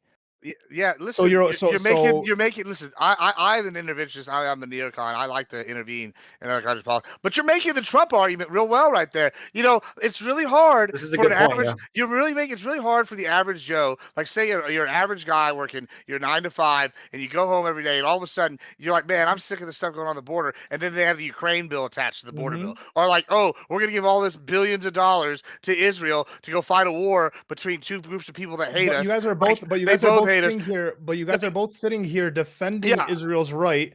But the only reason is we should sell them the guns. The only way I want to sell them. Wait. You guys are defending Israel, but the only way Israel has the right to do anything is the might, and we're funding the might. So how are you? So you guys are okay with your tax? No. They should pay for it. They should pay for it. They should pay for it. We are both protesting. But they don't pay for it. But if I could choose, I'm going to choose. As Americans, shouldn't you guys be anti the funding of Israel, which would be anti-Zionism? The fact that Israel has so much influence. I think Lacto's been consistent on that. Yeah. So the fact that mine is just whatever best benefits my stock. If they pay full price, we should be able to sell. Well, yes, we should sell Israel guns and rockets and all sell that. Guns to whoever you want. I'm talking about the way it happens. I'm not in favor of selling guns to Hamas. I'm not in favor of selling guns. Hear me out. Because I don't fund terrorist organizations. Organizations that target civilians. If we make a deal with them, actually, we can bring them back to light. Look, we can sell them. But you're not gonna make a deal. But you're going to use those bombs on Israelis. Hold on. Well, listen. Why don't we sell them defensive weapons? And they're going to use those bombs. Like javelin missiles. Now like we can sell air interceptors. Why don't we sell them? We don't. This hypothetical is nice. We have tried. You can. We have. What do you mean? What do you mean we don't? But we made Osama bin Laden. Are you fucking? What do you? We sell all our shit. So the reality of the situation back in the 80s, at the Afghan war, we do it all the time. We switch sides for a very long time. Corey, what would you like to say? I don't know. This is going way back. I'm not even sure I fully remember all my questions. Just say that Lactoid was wrong. No, it was wrong. All was wrong. Every single time. You said I was right in the group chat. You said, "quote I'm not disagreeing." Didn't you say that? Hold on. With the videos, when you said the videos were like, I'm not disagreeing. Yes, and those were made by who? Hamas for the children there, right? Yeah, no, that is bad. I agree. No. It's also bad that they stole, Mickey Mouse. That's the real crime. That's okay. Copyright infringement. You should. American copyright law. It is a good thing to violate that. American copyright law is immoral and is used to crush innovation. But yeah. Now, I mean, I wouldn't do it myself, but if other people did it, I wouldn't be sad if they violated the copyright of Disney. I'm just saying. But I agree with you, and that actually brings us to a question. So also to clarify, now I remember Lactoid earlier. I think you mentioned, I could be wrong, and you might have already addressed it in my brief absence. Like you said, I think you said something along the lines of, it's good when countries like increase their hegemony, or I think you said specifically like the United States. When good countries increase their hegemony. Okay, so I just want to clarify, do you also mean like it's good if they do it through war as well, or like you talking about like economic things and all that stuff? Well, yeah. So I'm generally anti-war. I think that if like a good country comes out the good side, like the advantage position after war, that is a good result, generally speaking. But I'm skeptical of like means to an end. If the means outweigh the end, I wouldn't want to do it. So war could be included in that, but ideally it would not be. Ideally. Okay, as in so for example, like Constantinople should return to Greece, right? It is a travesty that the invaders have occupied that land for how long, and it's horrific. But would a war against Turkey really be efficient right now? No, it wouldn't be a good idea. Okay, and also I guess to maybe clarify Gibbs's, I guess, worldview, not necessarily on this topic, because you mentioned, I think you are like explicitly against international standards. Is that like fair? Like you pretty much said like you don't recognize them, right? Yeah, whatever is best for the U.S. Okay, well, I think we make the rules. That's the standard. Okay, so there's no international. So then you're okay, as in like intellectual property shouldn't be international then, right? Like China can do whatever it wants with any intellectual property. No, if America has intellectual property, then China should follow American rules because we are the superpower and they are little baby back bitches. Okay, so you do want to just you really want just the United States like just reigning supreme. Yeah, basically, yeah. I feel like I've been pretty upfront about that. Yeah. Yeah, I do. To be fair, okay. And I guess maybe to clarify your position, Prime, in terms of like you mentioned with Iran funding Hamas. So if it was on the table that like Iran has a nuclear weapon and they want to sell it to Hamas, is that permissible to you? I'm against nuclear proliferation in general. Okay. So I don't think America should have given Israel its nuclear weapons either. Yeah. I'm just saying, like on the other side, also like you would also be against that as well, as in like you seem to take no issue with Iran funding Hamas, but you have a limit of like, well, if you wouldn't want them to give them a nuke or sell them a nuke, is that fair? Yeah, nuclear proliferation is a bad thing in general. Yeah. Okay. Cool. But then again, so I that is my stance. However, I have been toying because someone put this. It was an article or something. I don't know. I forget where I saw this idea. And actually, maybe this should be a topic at some point in time. Let me just like get a taste of where you guys stand on this, right? We don't have to go deep into this. In fact, we can go into our prepared topic. We can do that. But I want a little taste of this to see where you guys stand on this. The idea of basically, actually, this is Gibbs' position, right? Basically, this is Gibbs' position. I'm already against it.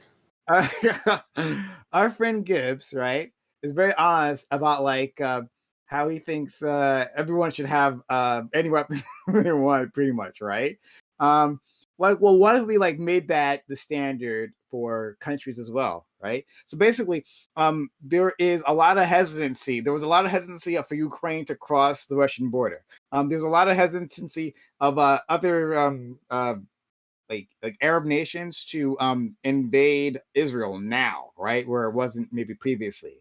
There's a lot of hesitancy for India to invade Pakistan and vice versa. The reason why? Those are all nuclear states, right? All of them have nukes. So that becomes a deterrent, right? The nuclear deterrent.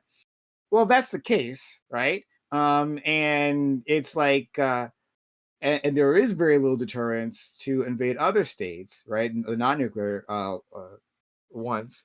Then would it be better if more states had nukes, right? If maybe we could have them under some sort of regime, right? Where okay, you got your nukes, but like everyone gets to check on everyone else, right? And that like that your nukes are at least safe in some sort of silo, not like in a barn somewhere, right? Nah, they don't get to check. Don't let them check. Okay. Nobody needs to know. They're asking too many questions. Are you I'm gonna give that. Give me this one bit of regulation, Gibbs. Right? I'm like, this proposal pretty much gives you almost everything you want, right? So at the very least, right, like your nukes are secure, right? So every country that has the ability to secure nuclear weapons could get a nuclear weapon, right? Would that be a better state of affairs, do you think? Do you think that would lower the amount of war? Because now everyone's afraid to invade everyone else because they got nukes, right? There could be a nuclear response back. That's like an idea that's out there. Well, I strongly disagree. I think the way I view it, just like same way that I take my stance in terms of guns, and like I don't think more guns makes a population. I don't think everyone on the planet should have a gun. Just like I don't think every country should have nuclear weapons. I don't see that as a deterrence, and not every individual should have a nuclear weapon. I think that just creates an overall state of fear and anxiety. Okay, well, we'll go down the line, and I just want to get like your general thoughts and see if we can make this a topic. But Ghosty? Yeah, I agree with Corey. I don't think every country having a nuclear weapon is a good idea, because I don't necessarily think that getting nuked back is a deterrent for everybody, especially like older leaders or like people who care more about going down in history books than the state of their actual country. So if they care more about, being like the country that nuked America or nuked anywhere else, and maybe they're like 80 or 90, they're at the end of their life anyways, and they care more about power and stuff like that. So it's not always a deterrent. Okay. Thank you. Ali? I mean, I think countries having nukes is different than like individuals having guns. I do think it would be a little bit of a deterrent, because like I don't know if any individual leader is going to have like the power thirst to just like nuke for the sake of going down in history books when their country won't exist anymore. But I do think that having like, don't invade me or you'll get nuked is a pretty decent deterrent. Okay, interesting. Thank you. I think I already know what he's going to say, but Gibbs, please. Yeah, let them all have nukes. This is really the factor here. Is that everybody can have the nukes, because it really doesn't matter, because there's such like a giant technological gap between, say, like, I don't know, Turkmenistan and the U.S. Like, we were going to invade Turkmenistan, and they had all the weaponry they wanted, all the nukes. Yeah, they're not going to get the nukes off the ground. I'd be much more afraid, if I was them, of like an Elon Musk who knows how to actually shoot rockets into space than Turkmenistan. So yeah, I think everybody should have nukes, and that includes individual people. No, okay. Well, that's even children, Gibbs. Hey, listen, if they can afford to if children can afford to get a nuke and be able to control and maintenance it, by all means, Palestinian 2-year-olds, right, who are being trained, if they got the ability to listen, if we're at the point we can mass produce nuclear weapons like to that scale that 2-year-olds can get them, and they're weaponized, they're efficient, we have done something right in the world, like production wise. Science is advanced. I'm saying we'll probably move past weapons at that point. I'm just saying it should be like in you guys ever see play Fallout, the game? They have like the fat, I think the big boy or the fat boy, I forget what to call it, right? Basically it's a rocket propelled mini nuclear grenade that you can toss. Heaven for our friend Gibbs, but sorry, Lactoid. I think that nuclear weapons only function as a deterrence when you're dealing with a rational actor. And arguably the Soviets were rational actors. And even then, there was a couple close calls, right, due to like malfunctioning technological equipment and stuff. But the Soviets were rational actors. I think they were evil, but they were absolutely rational actors. What I'm concerned about is when you have people who are not rational actors to get a hold of nuclear weapons, such as the government of Iran, for example, which is a theocracy dominated by religious fanatics who dream of martyrdom and want a world of fire and to destroy their enemies. That concerns me because these people are not afraid of death, and they see it as a welcome gift, and they see the death of their people as a welcome gift.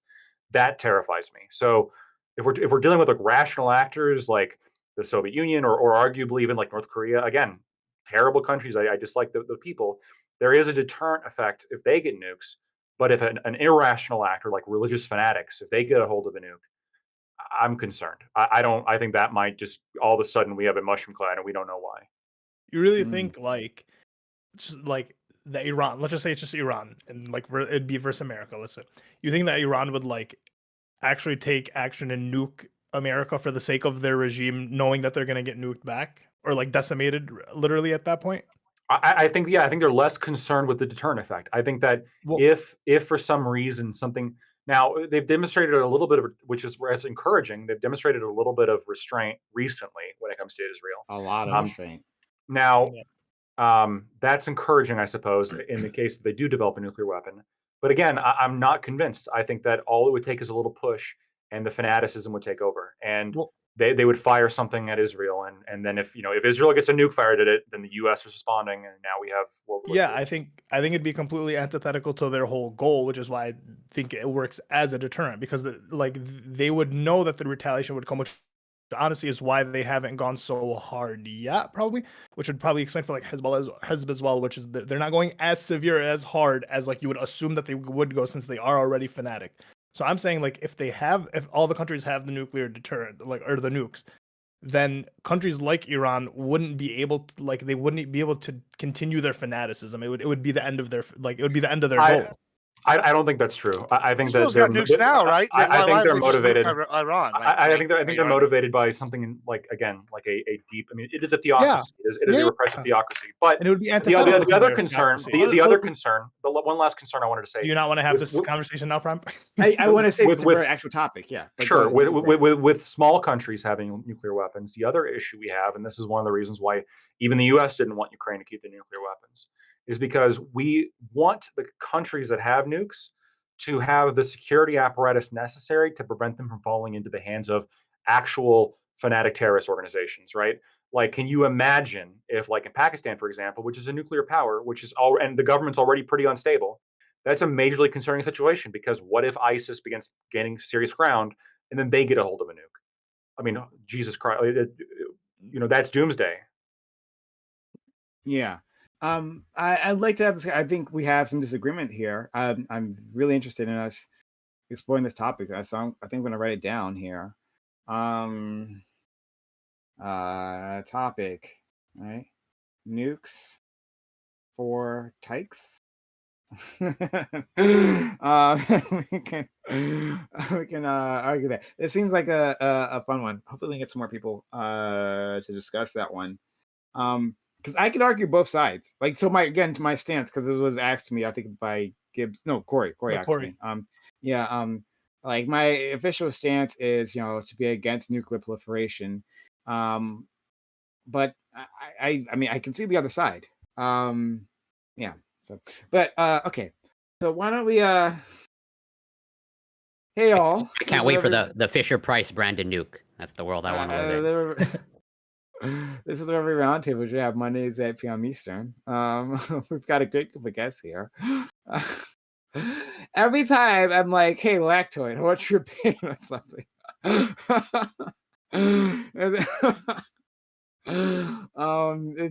Okay. To be fair, you brought up this one with Rudy Giuliani. Just to be fair, I did. That's what I'm saying. Every time I bring up like, "Hey, Lactoid," I just want your opinion on something. It spirals. But shout out to the people here, these individuals who, were good sports during this conversation. That I promise you was not what I wanted to. I just wanted to talk about like the vile racist behavior of the Trump campaign, which you could expect, and to see where my friend Lactoid was on that scale. That was all I wanted to see. Not whether he's a racist, but whether he thinks he's racist. I want to be clear. That's I want to be very clear. That's what I wanted. Anyway. Look, I love all the different races. Okay, all beautiful. It's like a beautiful color spectrum of people. It's great. Yeah. Okay, I was gonna make a comment, but I'm not gonna do it. I'm choosing peace, right? So let's start. So Lactoid, thank you for being here, friend. Much appreciated. How are you? I'm doing good. How you doing, Prime? I mean, we argued about Israel, Palestine, so my blood pressure is up. Are we jumping right into the topics, or are we just introducing ourselves?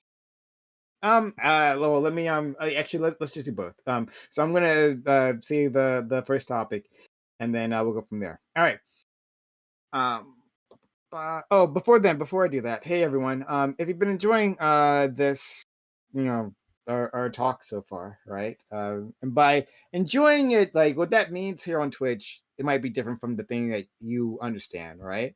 Enjoying means that like you feel something, right? You feel either happy, sad, or angry, or anything, right? But it kept you around for further discussions. Oh, wait a minute. No, wait. Okay.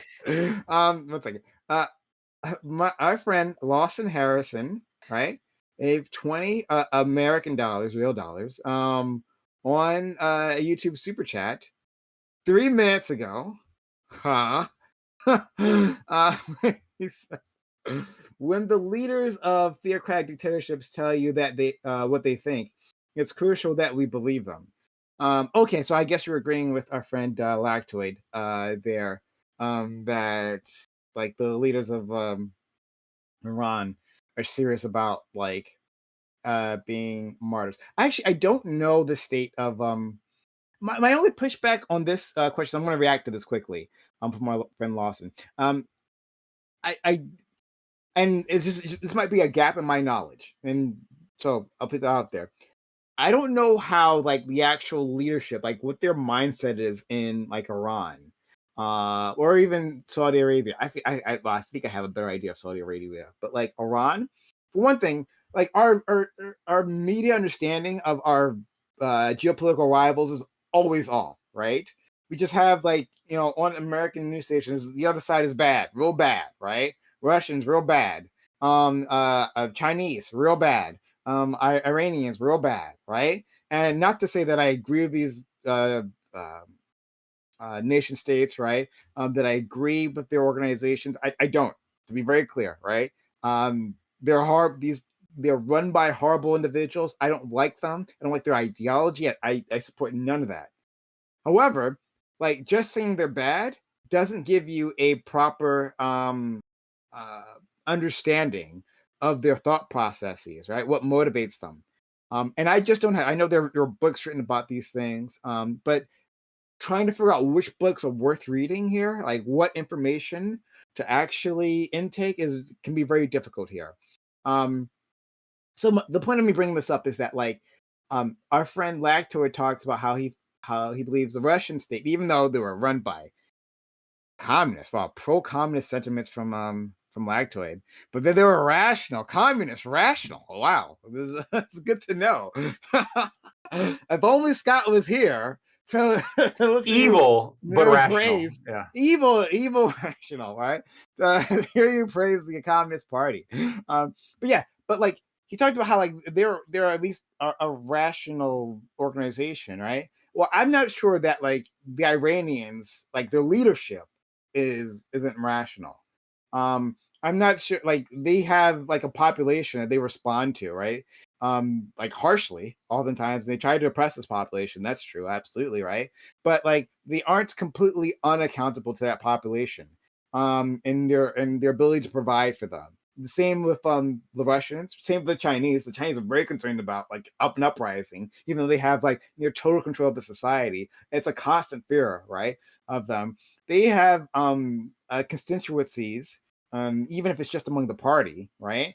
They have organizations the answer to, right? So even like a person like Xi Jinping, who has near total control at this point, right? Like he can't just do anything that he likes, right? Without like zero blowback, right? He has to shore up a base of support. So anyway, all this sounds like rational individuals working within a system.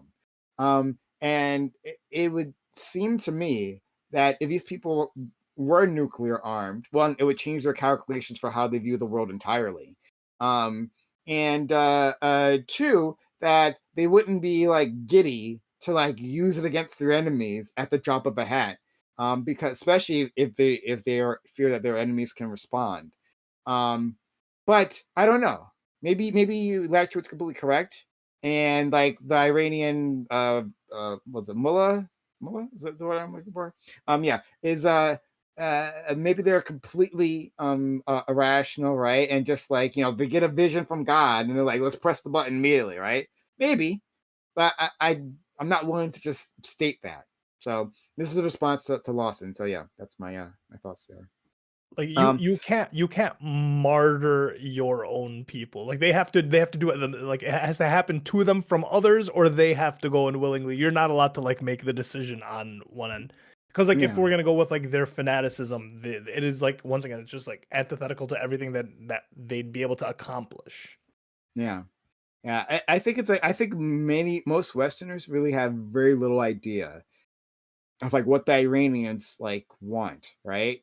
Or what the Iranian state like really like, what makes them tick.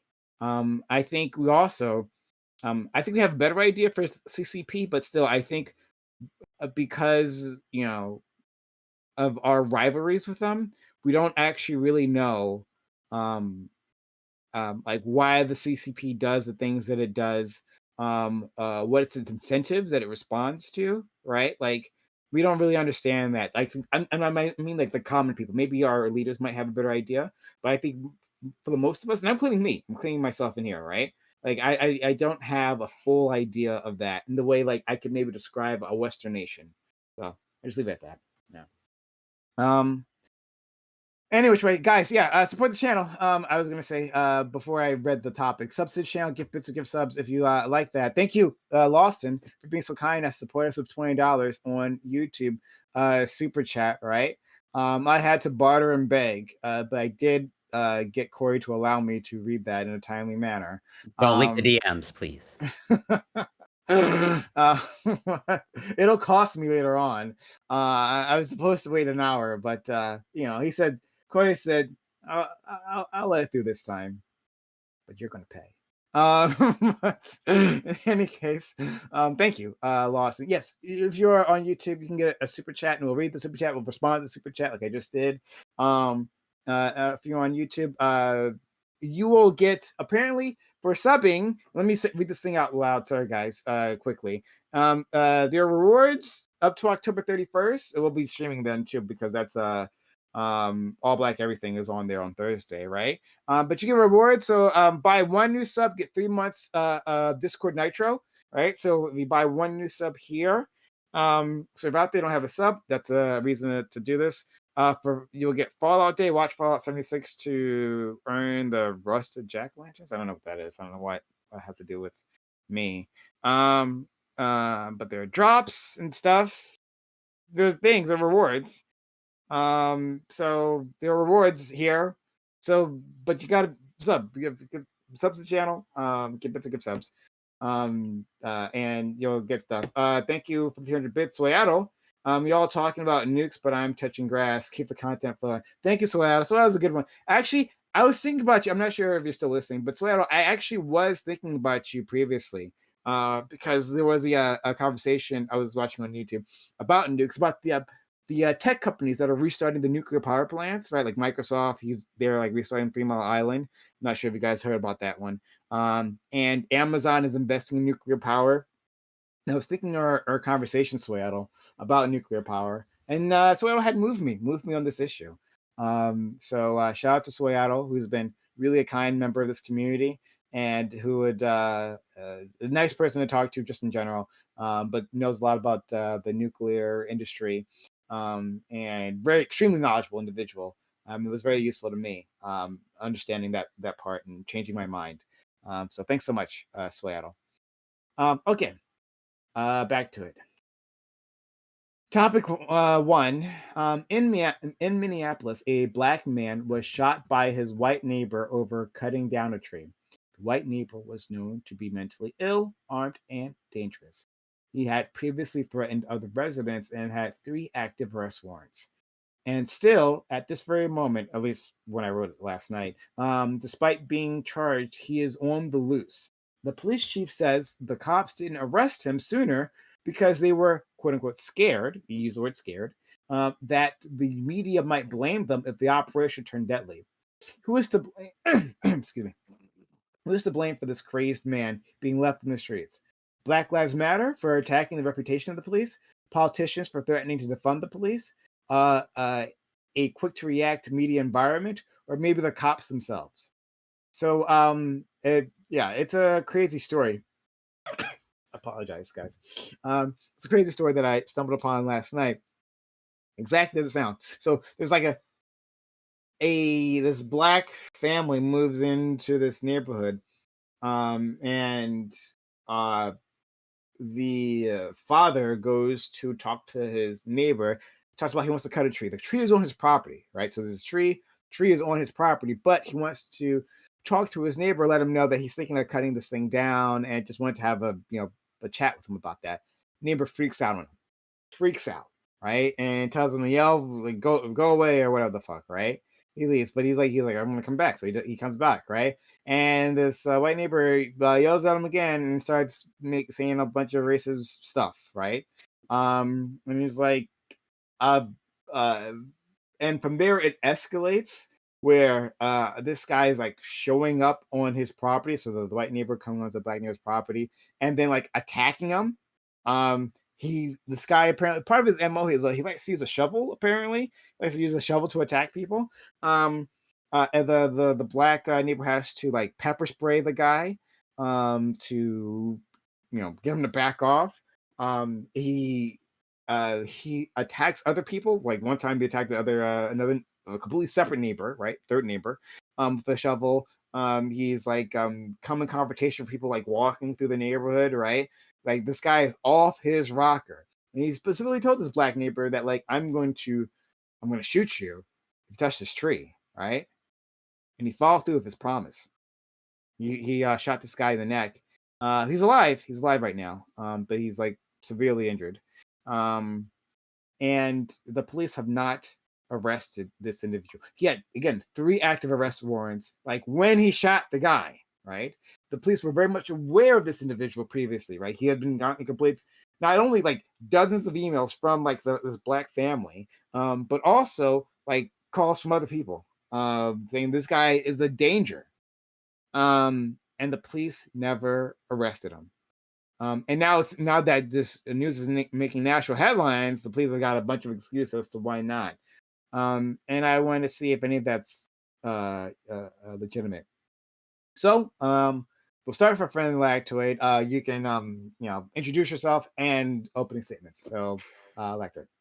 Yeah, I'm Lactoid. If you like what I had to say thus far, you can find me at Lactoid TV on Twitch, Twitter, and YouTube. I think this is going to be a topic that I'm probably going to find some disagreement with Prime as well, and perhaps some agreement as well. Firstly, the shooting of this guy was horrific, and I wish him a speedy recovery. And this guy absolutely should have been arrested. But there's a question as to, well, why wasn't he arrested? Keep in mind, this is Minneapolis, right? And there absolutely has been a effect that has happened in cities that experience Black Lives Matter protests specifically. I did link one study over 5 years within cities that have BLM protests. Murders rise about 12%, 11.5%. Reported property crime arrests decrease by 12%, and the property crime clearance rate goes down about 8%. Which means that essentially what happens is the cops don't want to do their job anymore, right? They don't want to go arrest people for property crimes. They don't clear property crimes, and reported murders go up, which is not good, right? Now, we are currently in the midst of a trial happening in New York in which Daniel Penny has been arrested for the death of Jordan Neely. And I would argue that that's a situation of somebody trying to stop a crazy person from attacking other people and getting punished for it. And I do wonder if why would you want to respond to a call like this if you were a cop? There's nothing but loss in it for you, right? If you show up, I mean, this is a maniac who's got guns in his house. What are you going to do? Breach the house and go in there? He's got a gun. Shots are probably going to be exchanged, and if you do one little thing wrong, or even if you do everything correct, by the way, which you've seen as well, if you do everything correct, depending on how the body cam footage is edited, you might come across as a bad guy, and people might hate you, and people might riot, and you might, even if you don't get in trouble because you're cleared, you still face a litany of issues, and the city faces a litany of issues. So I empathize, I guess, with all parties involved here, except for the psycho shooter, right? I empathize with his neighbor who did nothing wrong, who was just simply trying to trim a tree on his own property. Nothing wrong with that. He obviously doesn't deserve to get shot over that. And I empathize with the cops that don't feel comfortable in the modern era, especially Minneapolis, responding to this guy who has lots of prior arrests and lots of prior restraining orders. I wonder why he still wasn't in jail. That's a little bit odd. But clearly this guy was a maniac. I just don't know how to fix it. I think that we got to change the cultural narrative here to, at the very least, just say, let's wait until we get the evidence before we start burning shit down. I think that might help. But until we do, then I understand the cops' point of view. Thank you so much, Admiral Gibbs. So just a quick update. I guess I'm Admiral Gibbs. You can find me at Admiral Gibbs. Quick update. They did arrest the guy. Yesterday, like late last night, is what it looks like. I mean, I didn't know that, but we are in some situation where, I tell you where this wouldn't have happened. It's Texas, because we would have shot him. That's what would have happened. He would have got shot. The neighbor should have had a gun. He should have fired back. That self-defense. Should have had a nuke.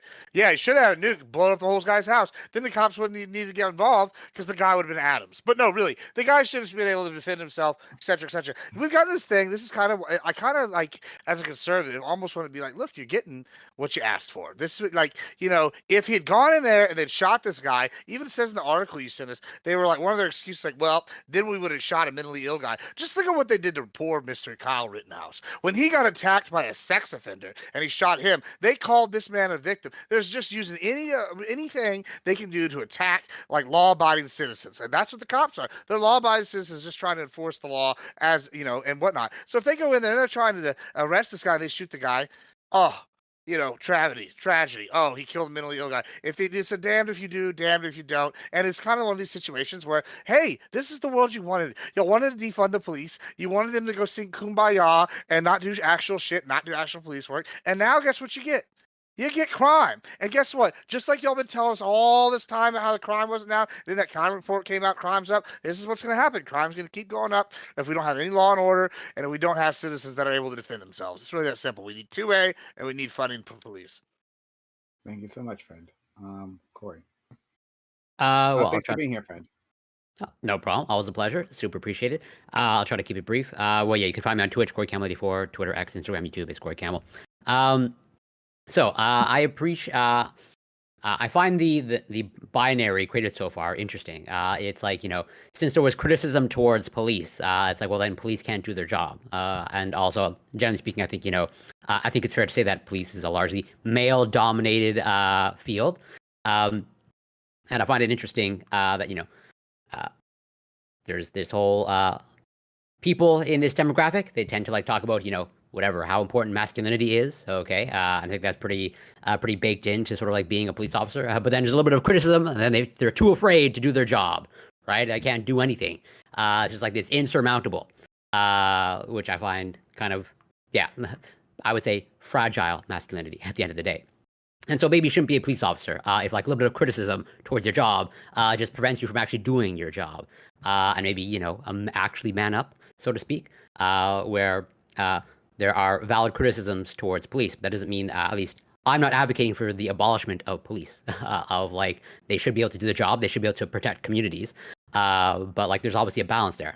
And from what I can tell, if you're from what's contained in the article, if they're actually too afraid to arrest this person, Well, one, again, you should sort of like question why you got into the job in the first place.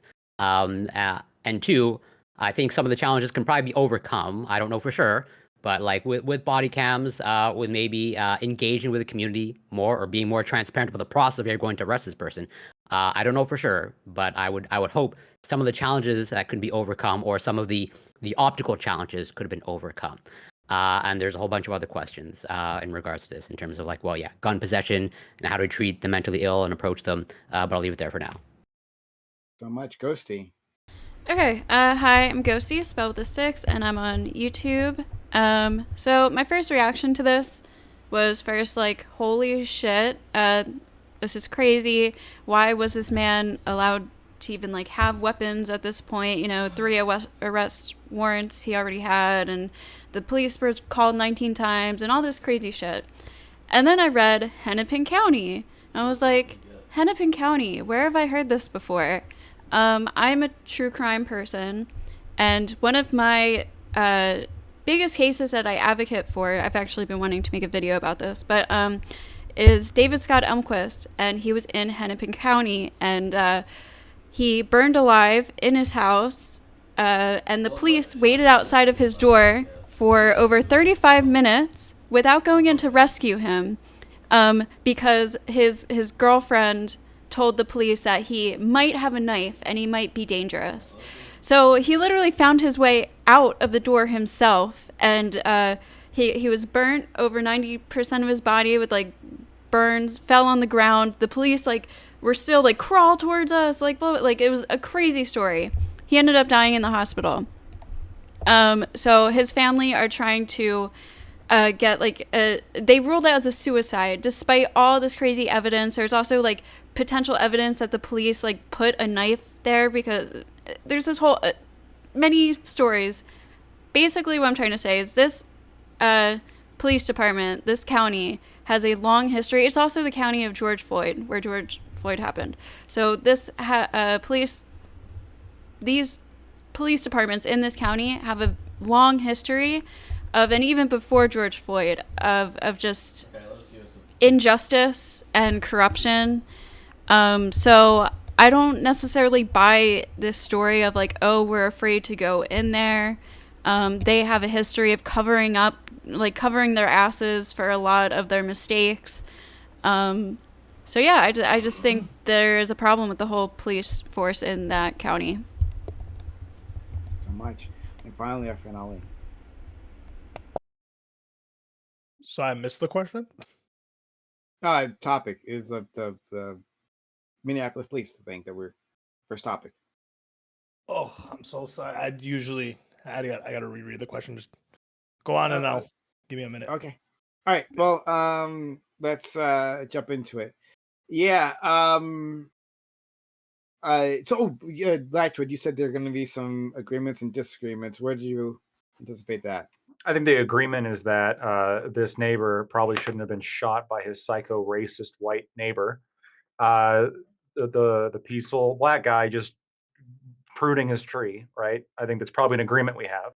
But I think one of the disagreements we have is perhaps what the reason the police feel were hesitant to actually go in and do anything. I mean, we're talking about the same county that had the entire district burned down, right, after George Floyd. Well, I mean, that speaks to two things, Lactoid, right there. Minorities need to increase gun ownership. Like, that's really what it comes down to. If this neighbor had a gun shot back, we wouldn't even need the police. Wait. Absolutely. I saw the video. You brought up the burnings and the riots. If those business owners had been able to defend their property better, the rioting wouldn't have been bad. This is just he shot from the window of his house. Yes. Well, I don't disagree. I don't disagree. I want them to have guns. I'm just saying. But Gibbs, if you watch the video, this dude is literally just like pruning his tree. He's not even looking at the gunman. The gunman's like up there, like in the window, and then shoots down at him, and then he drops. Should have like maybe like a 357 Magnum on there. Put some hollow point, like shoot through the walls. He was hit and paralyzed immediately. Well, maybe his family member came out with a gun blast. Either way, there should have been some. This shouldn't have even gotten to the cops. Like, that's really what it comes down to. It's just crazy. It's just crazy. No, you're right. I agree. It shouldn't have gotten to the cops because this mentally ill man shouldn't have had a gun in the first place. Yeah, well, they're gonna get the bad guys are gonna get. They wanted to take it. Well, they wanted it to take away from. They wanted to take the gun away from him. I can't help but empathize a little bit, and it feels bad because I shouldn't, and it's petty and it's but you're dumb. gonna do it any which way. But I really I gotta be honest with my emotions here for a second. When Gibbs said this feels a little bit like Just Desserts, it kind of does, right? I mean, this is the same area that had burned down the entire precinct and was screaming that they don't need cops, and then the cops don't show up, and it's a problem. Well, is it a problem? I mean, I agree I agree it's a problem. I mean, do you guys agree it's a problem? That's the question. I think they wanted cop reform, which they clearly still need. At the time, hold on. What kind of reform? Burning down the entire precinct, defunding them, sending social workers in? Would a social worker be able to disarm this guy? They needed a message, and they didn't reply to the white guy because they thought Black Lives Matter was going to attack them. I don't know if that's the retaliation. I do wonder if the only reason they care about it.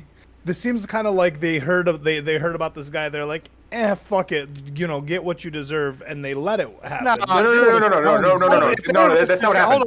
If this mentally ill guy had got shot by the cops, are you telling me? Don't lie. You tell me right now that the headline on CNN tomorrow would be "Mentally ill man shot by police." Would that not be the headline tomorrow? They don't have to wait. They don't have to shoot him. They didn't arrest him because they didn't. No, Ali, you're missing it. So he was holed up in his house with guns, right?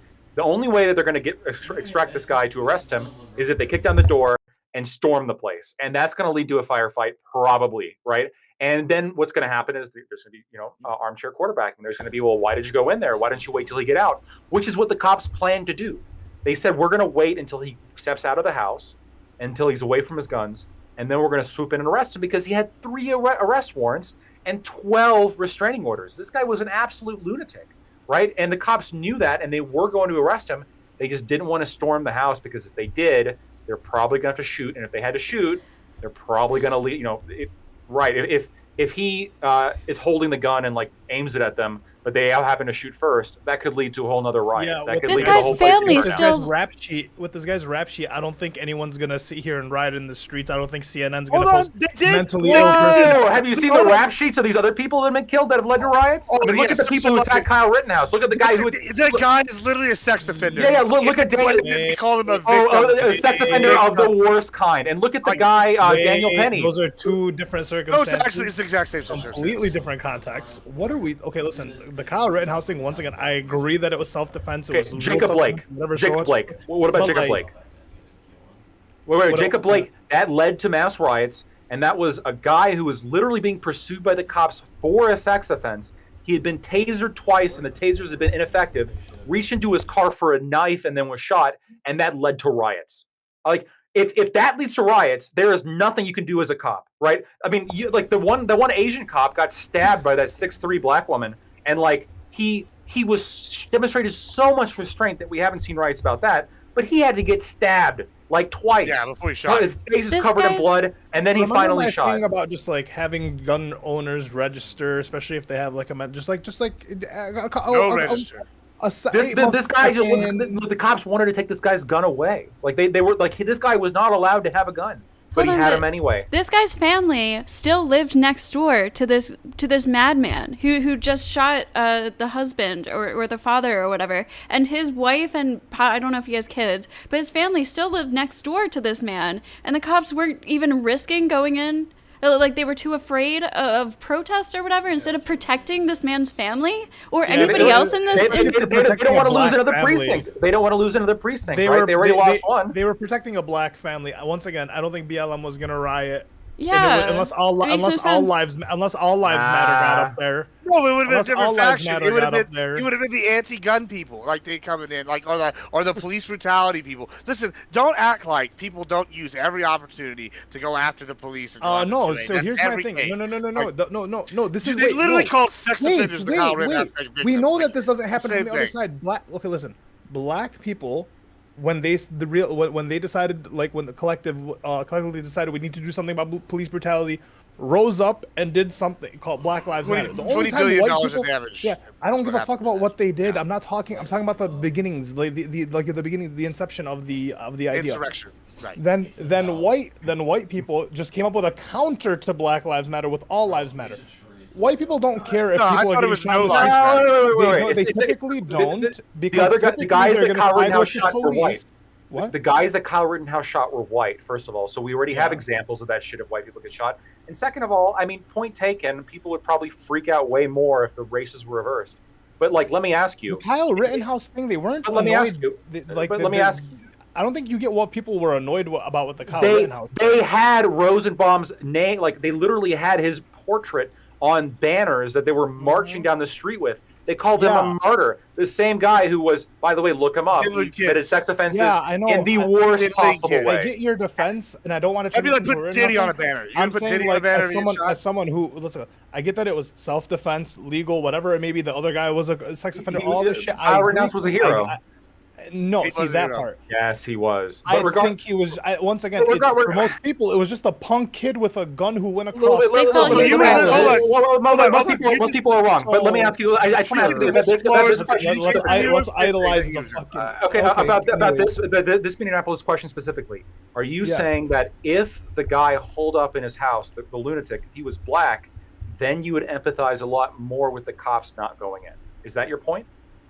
I think that they wouldn't have hesitated, and that's kind of what I'm trying to say. I don't think they would have hesitated. They would have hesitated more if there was a guy with 3 warrants, hold up with. I think it's an excuse in Minneapolis, and he's black. It's an excuse. It's an excuse, and again, like I said, this county has a history of covering their ass and making excuses like this all the time for their mistakes. I think it was a nice cover. They're like, hey, look, we don't. It doesn't make sense to think that Black Lives Matter is going to protest. It's reflected in the stats. It's reflected in the stats.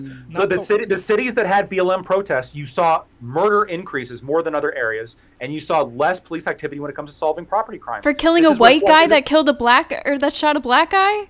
You think Black Lives Matter is going to protest that?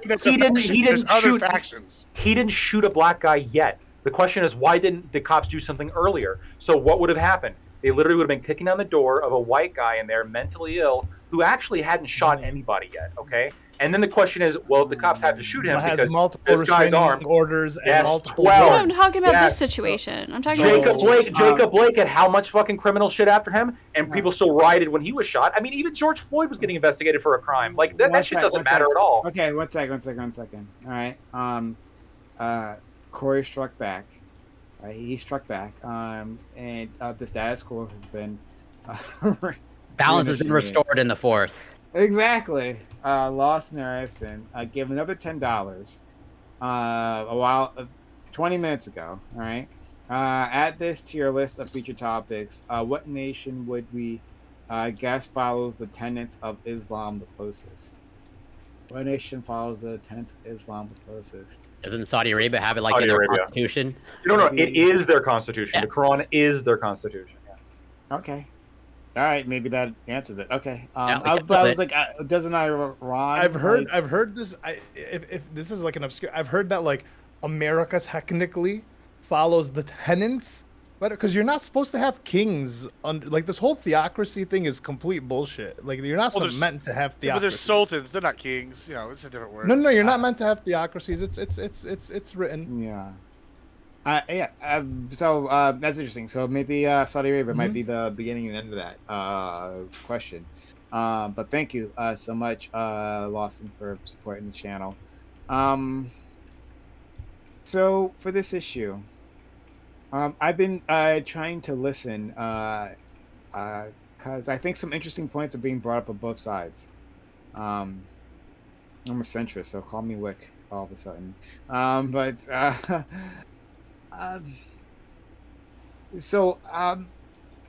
want to reach out. I'm going to reach out to my friend Lactoid, okay? It's me reaching out across the distances here. I think there's a point to be made. That's why I wrote it down in part of the question, right? Like, is part of this like an overreactive media, right? That could there have been a headline that the Minneapolis police, who have reputation, I'll leave it at that, have reputation, if they bust down this guy's door, right, try to take him, and it's going to get aggressive, right? It's a matter of can this guy get to his guns fast enough. And what that look like, right? If they end up shooting him, it's something that would, if let's say we're watching this thing, we have like footage, right, of this confrontation that we might say is legitimate, right? That if we actually looked at it, we would say, this kind of looks legitimate. This guy was fucking crazy, right? But does that get flattened in a headline saying the Minneapolis police killed a mentally damaged individual, whatever the fuck, right? Yes. Yes, that could happen. That could absolutely happen. I also want to give, because I think, because I'm listening back and forth with the Ali and Lactoid, right? And what they're saying here. And, Ali, you're talking about like, what if the races were reversed and like Black Lives BLM is not going to march for this white guy, and like we're thinking about like how anti-cop sentiments would express themselves if it ended in lethal use of force in capturing this individual. Like I think it's weird that we're relying, like the defense here would be that, well, BLM would just ignore this person, right? That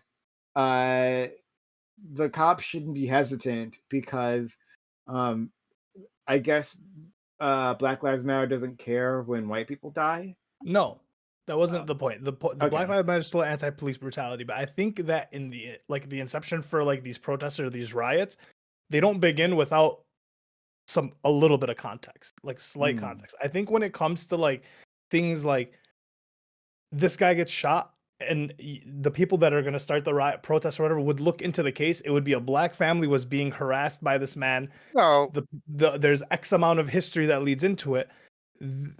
No, hold on. No, the riots. The riots and the protests didn't happen. Wait. The riots and the protests happened. Other factions. The riots and the protests happened during specific instances of police brutality.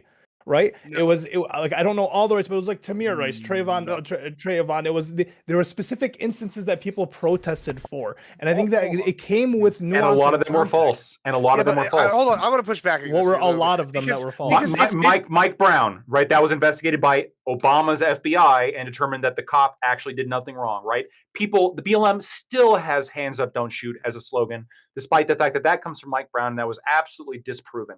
"Hands Up, Don't Shoot" was a lie, and they continue to march on that lie. Jacob Blake, right, the guy who, again, fucking attacked or was reaching for a knife to attack a cop after getting tasered twice, and both of the tasers failed.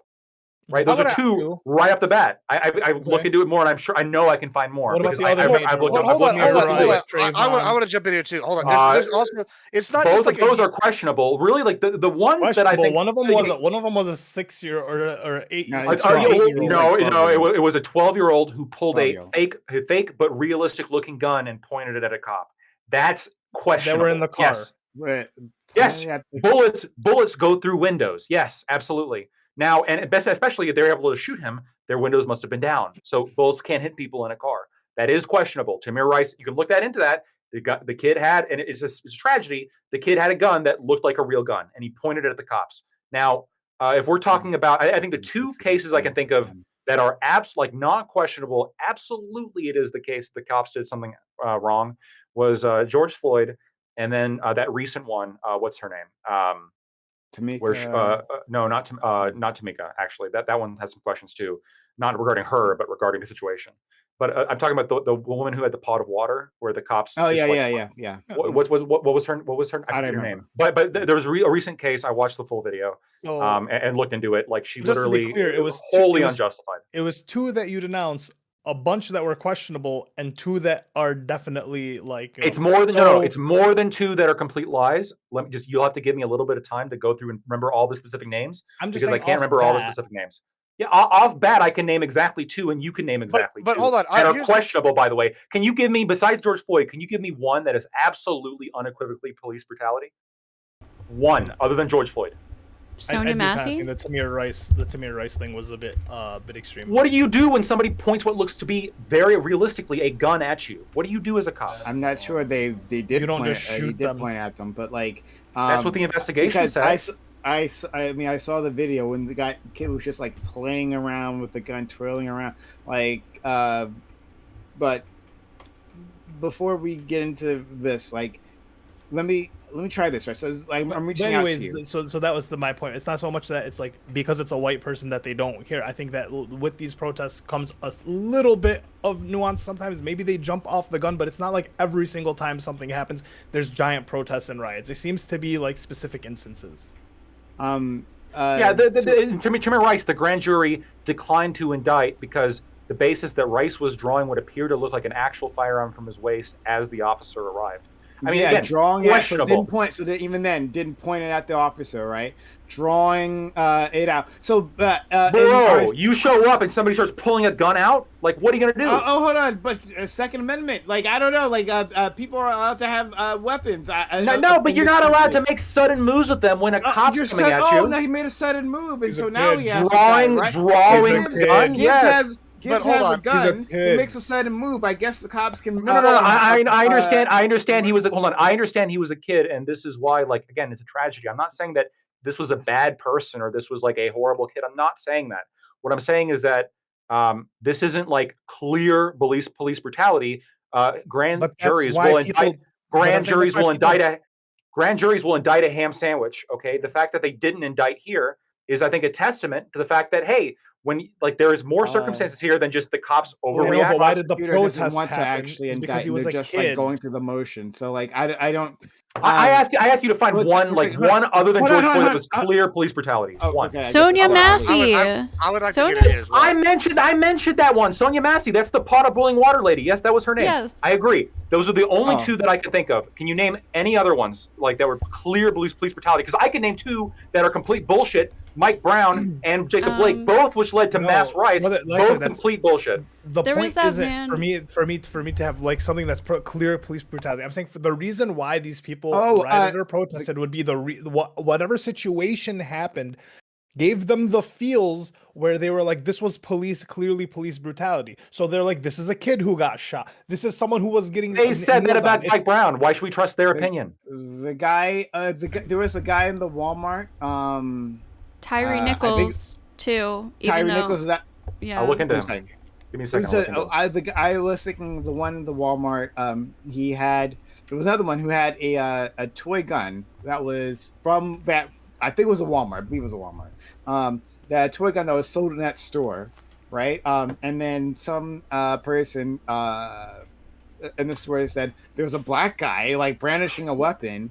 The police come and then they gun him down immediately. They spot him and they gun him down immediately. I don't remember is Nichols the one that nobody cared about because the cops were black? What about the one where they shot like 8? What about the one where they shot like 20 shots into the car? It seemed bad, yeah. What was that one where they shot like 20 shots into the car? It was yeah. The vehicle was parked and they were just like unloaded clips, multiple guns into this car. There was the one where that happened in Chicago, right? The one that Obama's chief of staff is his name. I'm blanking on his name. I always blank on his fucking name. You remember the Obama's chief of staff who became mayor of Chicago? Oh my God, people. You're supposed to be political junkies here. Fine, I'll just search for it. Obama chief staff Chicago. Of staff. Obama chief of staff, White House. Cabinet Barack Obama. Come on, people. Chief of staff. Oh my God, where is it? Well, while you're going, I just want, while you do that, I just want to say real quick, there's another factor y'all aren't factoring in here when y'all are hyper focusing on like if BLM would protest over this white guy. Rahm Emanuel, that's the name. Thank you, Nicodemus. sorry, I'll let you finish your point, then I'll continue on. Yeah, I think this is important. Is that like we have to remember that there are different factions within the Democratic Party, within the Dems, like the left-leaning movement, just like there are different factions within the right. Like just because BLM might not have protested, there's definitely other groups that would have got behind this. Oh, we shot a mentally disabled person, like narrative. I mean, like it's already controversial. Like, look at Texas. This is why I brought up minority owners need to own more guns. Like there's examples in Texas where we have no-knock raids and police officers get shot, and then guess what? Stand your ground laws override them because they did a no-knock raid on the wrong house. And like that's kind of thing that keeps happening. And it's like, okay, there's these issues. There's issues. And like I can see why the police would be afraid to act whenever they're going to be damned if they do, damned if they don't, because at least one of these organizations is going to take advantage of the headline, no matter what the headline is. Like they're afraid to do their jobs in case people will protest, which people are allowed to protest, by the way. So they won't do their jobs in case people protest. They also had a precinct blown up, like, or destroyed in Minneapolis. So you got to remember that. Like, this is like an area that's already rife with like revolutionary zeal. They basically started they basically started insurrection. People were called January 6th insurrection. So then why are we paying them? Why aren't they all just? Why did they quit? I mean, that's the question. They're all getting defunded. They basically are quitting. They're quiet quitting. Why didn't they quit? They'd continue to get paid to do nothing if they're not going to do their jobs. Like that's the job you signed up for. Unfortunately, I'm not saying it's like the greatest job. Well, what do you want them to do though? Like their law of unfortunately, you risk your life to take care of citizens. No, hold on. You uphold the law. But no, this should be said. Their rules of engagement have gotten destroyed, right? Like used to.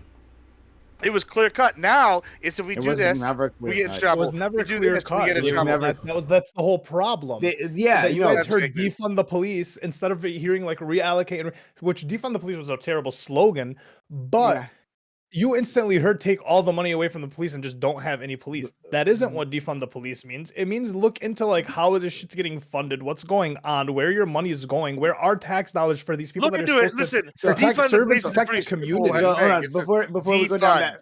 Before we go down that route. No, I said it was a bad slogan. I said it was bad. Like before the rules of the engagement is that you can lie, right? You can have an encounter with a civilian.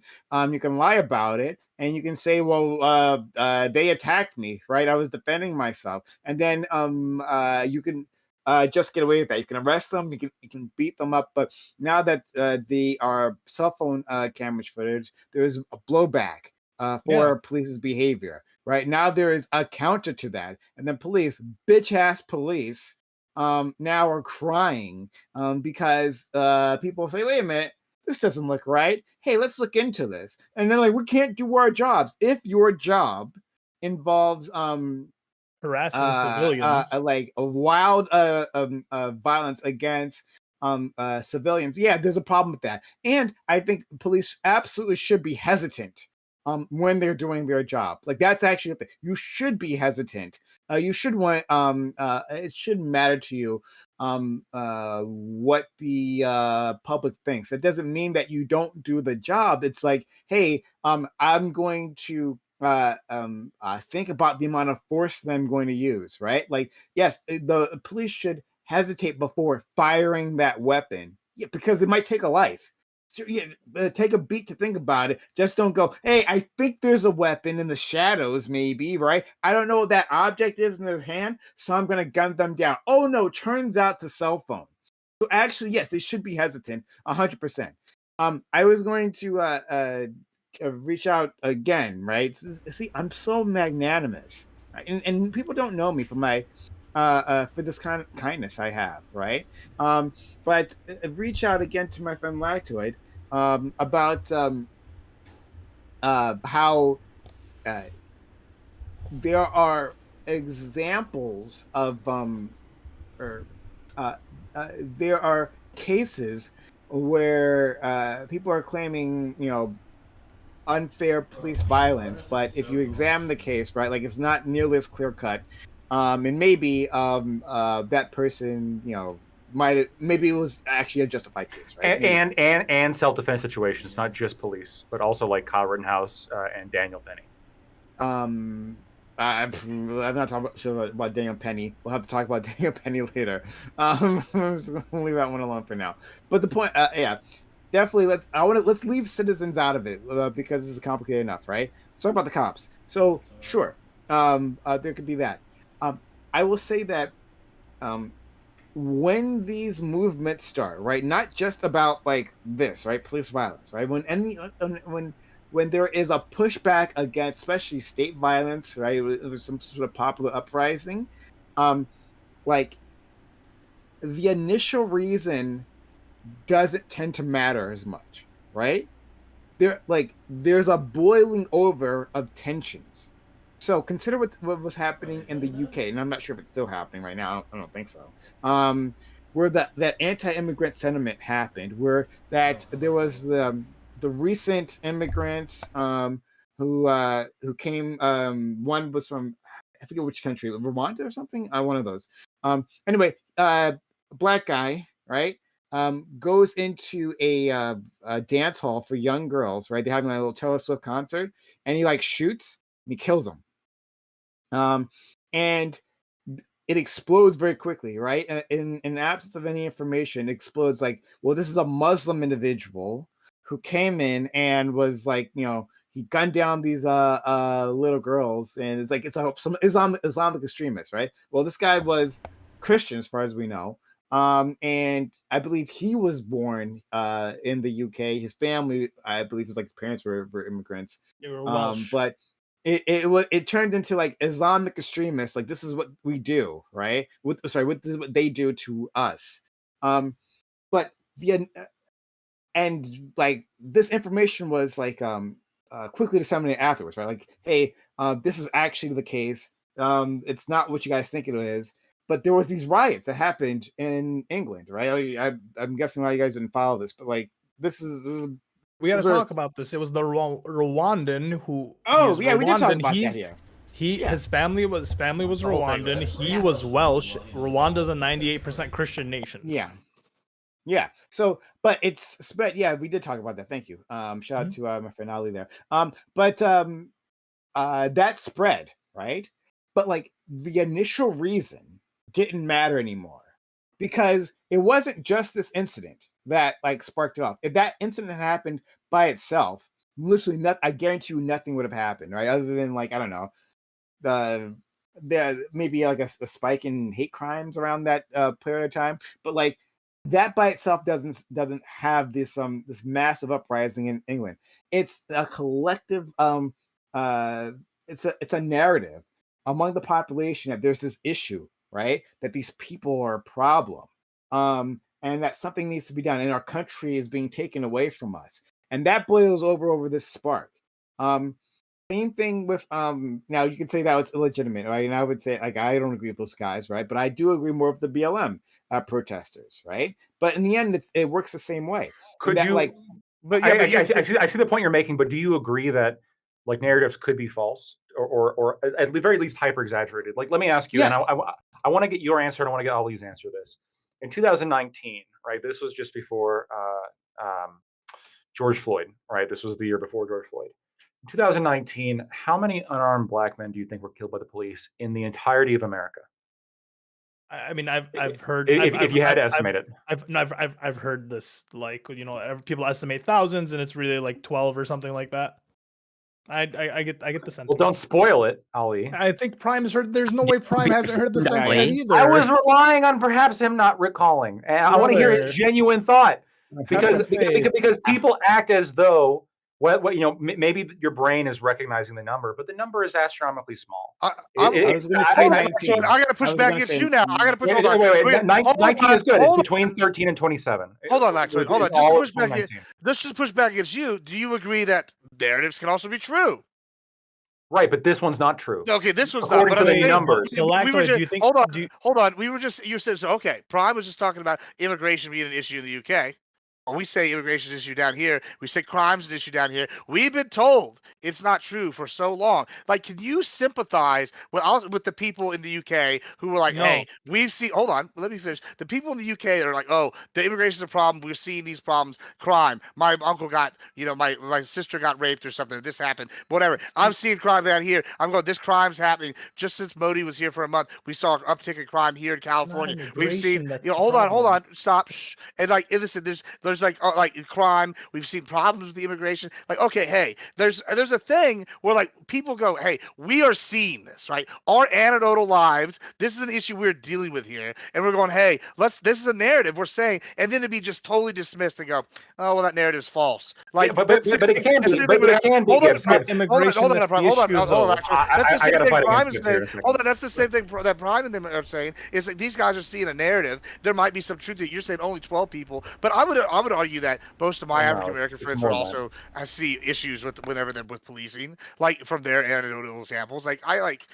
There's truth to some of this narrative. Anecdotal, but here's the problem. Here's the problem with anecdotal examples is like they are obviously notoriously unreliable and prone by most narratives. And prone by its very nature. Well, there's four against my point. To bias effect. So there's a famous situation where a congressman walks into Congress and he has a snowball and he tosses the snowball to the Speaker of the House. This actually happened. You can look it up.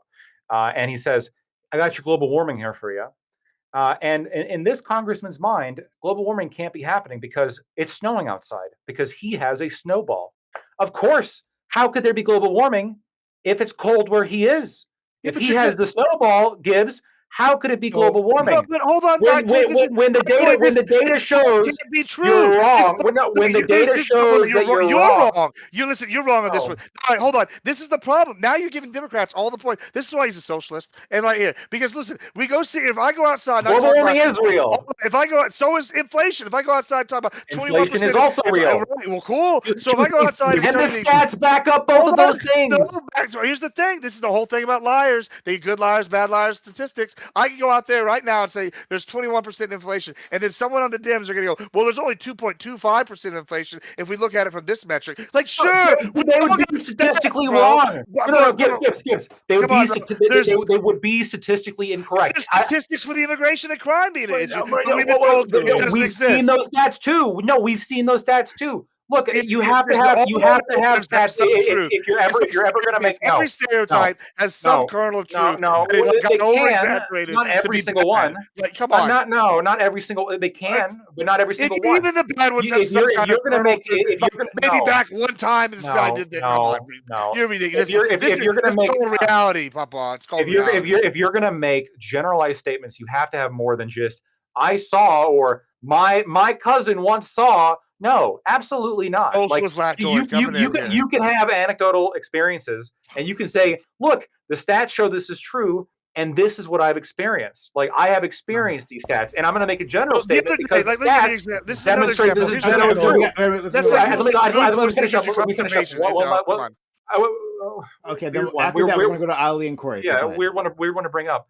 But, like, the reality is, like, the BLM narrative is one of the biggest and most pervasive lies that has permeated American society, and it has led to violence, and it has led to destruction and mass riots. People are ignorant to the stats, and the study I have proves that. Like, very liberal people, they estimate that thousands or hundreds of thousands of unarmed black men are being killed by the cops every year. When in the reality, the number is 13 to 27. And in their mind, holy shit, it's a fucking genocide. Of course we got to step up. Of course we got to get to the streets. Of course. And look, if I believed things they believed, I wouldn't even disagree with them. Yeah, if the numbers were that high, holy shit, right?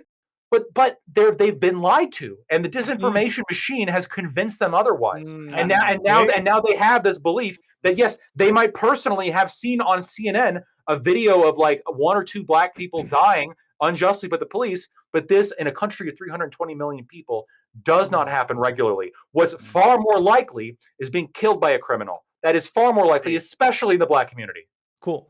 So two things. So like Gibbs, the issue that's happening like in the UK is similar to like the issue that's happening in America in the sense that like it's not that they're immigrants that are choosing and they want to move to the UK. You have a bunch of refugees that are taken from somewhere. No. It's not the sad refugee. It's not so much the sad refugee. It's you have a bunch of people taken somewhere. They don't necessarily want to, they never wanted to go there to assimilate to begin with. Right. I mean, it's not their choice that they're there. Listen, you're once again. We're not. This isn't an immigration. I'm not playing the sympathy card. It's not an immigration debate. But like, you're ignoring the cartels. We're ignoring sex trafficking. No, I'm not ignoring. Drugs. Once again, like these are all immigration problems. No, but I'm not playing the sympathy card. All the property damage from coyotes coming through, cattle getting eaten by fucking people coming illegally that are not part of the South. None of that's an issue. Fuck Texas farmers. Fuck any farmers in New Orleans. No, I'm not playing Who the gives a shit about the ranchers? That's we got it. There's no kernel of truth to any of those guys' problems. It doesn't matter. That's what Ali's doing. We got it. No, I'm just saying that it's like factually, it's not like these people want to be there. Factually, it's happening to these people, but not big enough statistical problem. Don't worry about them. I got it. Well, no, but it's not. Wait. This is why the Dems are scared about the election, because y'all told so many people, "Fuck you, you don't matter." That people are getting mad. Right. They're going, maybe we're going to turn somebody that That's how we feel when you talk about guns. Lactoid. And y'all don't matter now because we have the guns. That's why y'all don't matter. So Lactoid, I agree. I agree that when people think that police deaths or deaths by police are like hyper exaggerated. Yeah. However,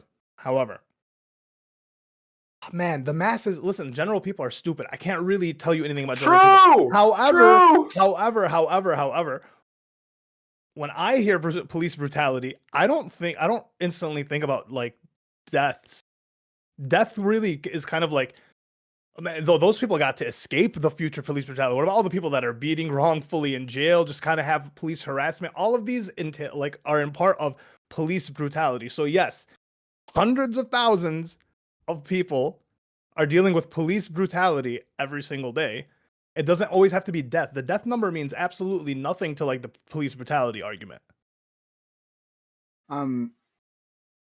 Yeah. I'll look this up. The problem is like, the problem is like this is somewhat unfalsifiable, because I could say, well, actually, the vast majority of like injuries caused by police are not due to police brutality, but due to the fact like cops have to tackle people sometimes, cops have to disarm people sometimes, etc.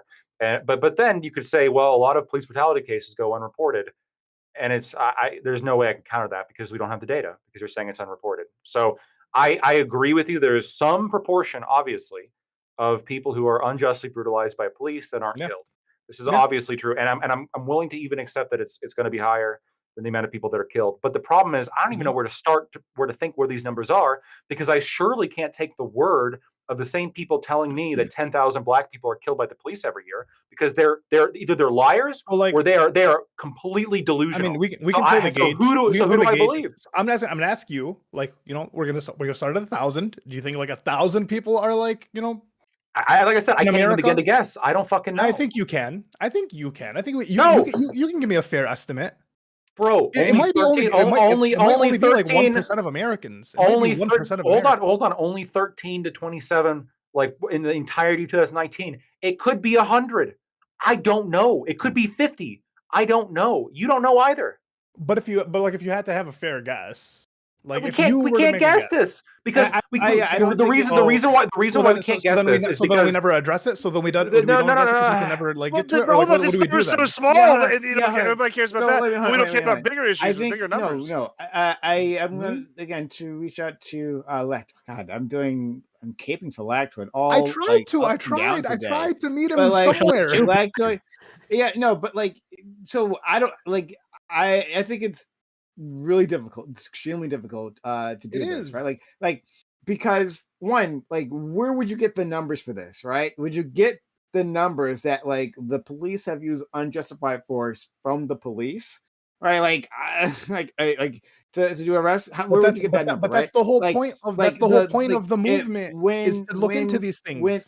So, but there has been some investigation to these things, right? So the Minneapolis police, if I'm remembering correctly, were under a federal. There's a term for this, like the feds basically had taken over the department and had been like watching the because they did do an investigation, right? And they saw a pattern of violence, of like unjustified force being used against civilians and racialized force, and like all kinds of craziness. If I'm not mistaken, I believe the Minneapolis police was one of the jurisdictions that was under this federal control. There's a term. Audit?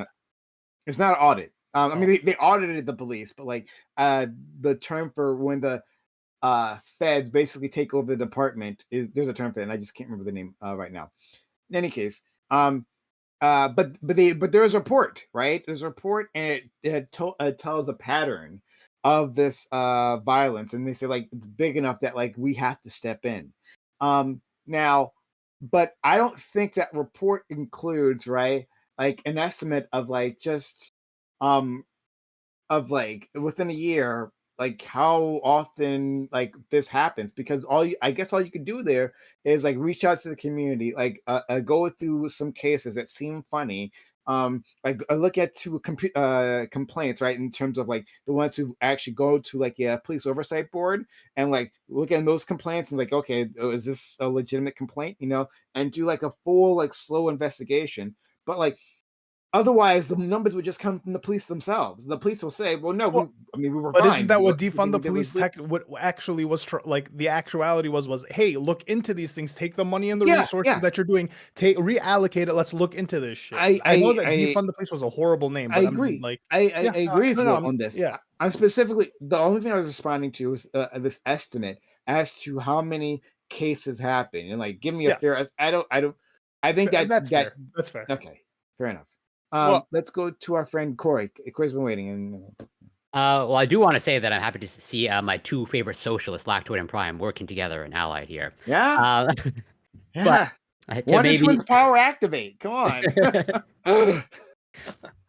But maybe to refocus on the topic. So in one of the articles that was published today about like them arresting him, okay, there's a line here that said pretty much from the chief of this department is that the police made dozens of attempts to arrest Sawchuk since April, but were unable to make contact with this individual.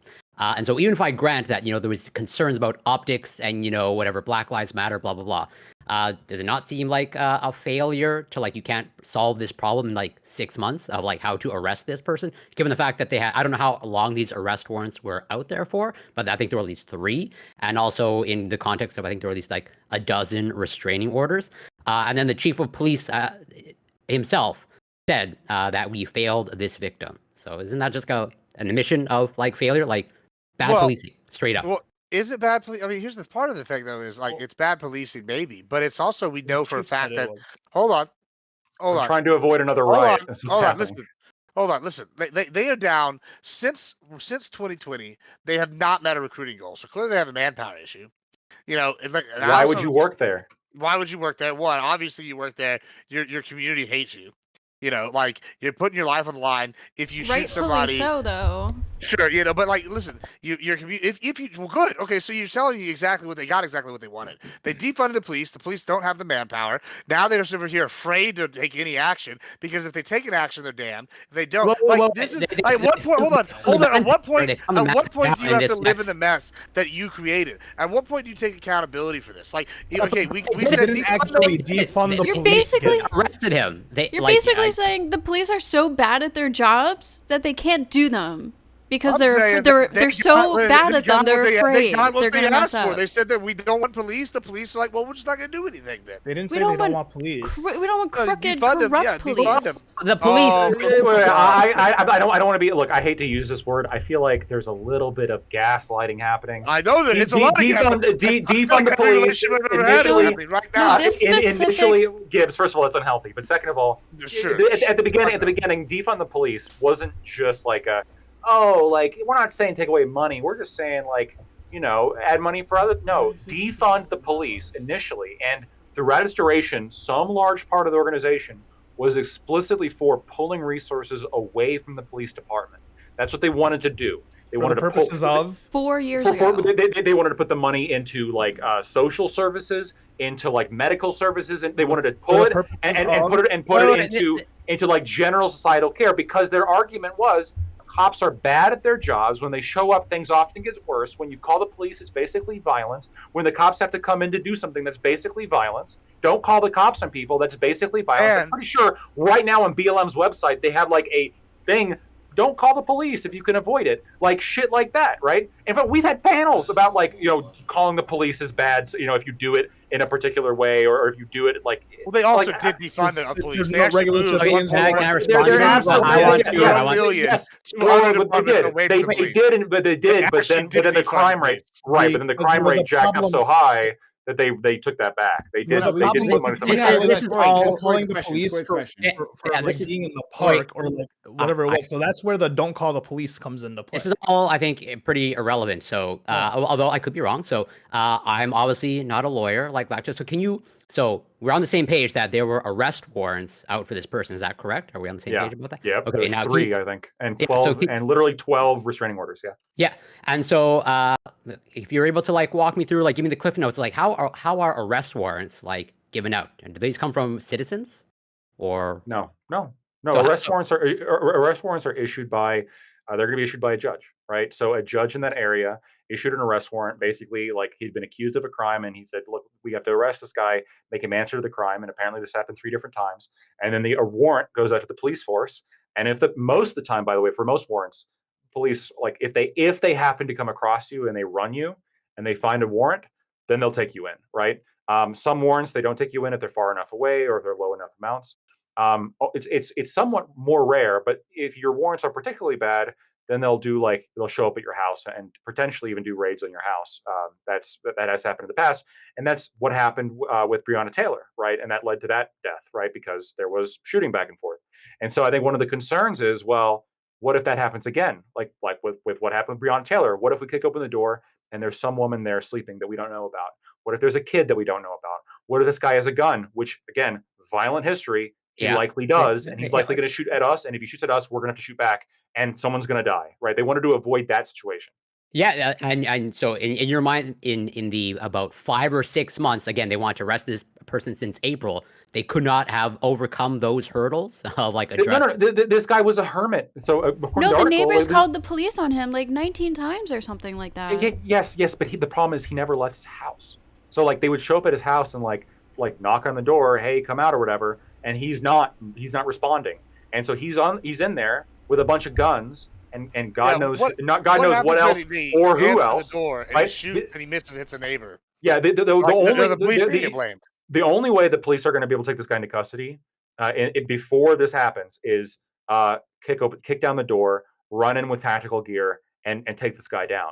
And Minneapolis cops don't want to do that these days for obvious reasons. Yeah, I mean, you don't want Ruby Ridge happening in the middle of a city. Like, that would be, like, this guy's clearly insane.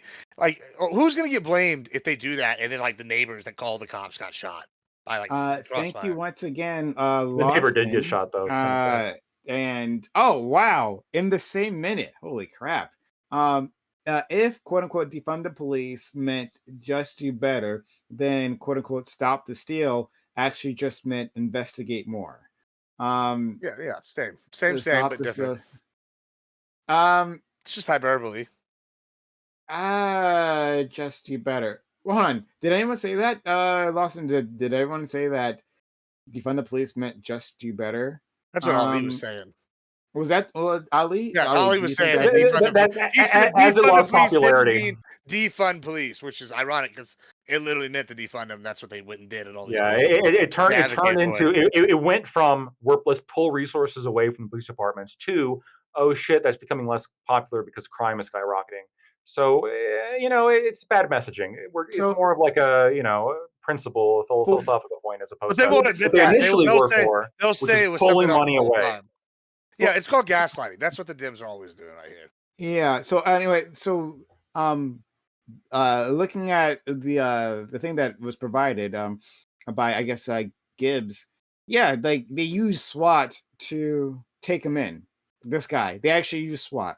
So like, and I believe no one was injured. Like they got him, and no one was injured. He surrendered peacefully. According to. Yeah, but how do you predict that? Yeah, we got lucky one time. Well, I mean, SWAT was used after the fact, so why not just use SWAT before the fact? You can't predict. Because you don't know. Look, when he shoots a guy, you have to go in at that point. But before he shoots a guy, you're going to be seen as the bad guy if you go in there and someone dies. Not if you have 12 restraining orders and 3 No, warrants. hold on.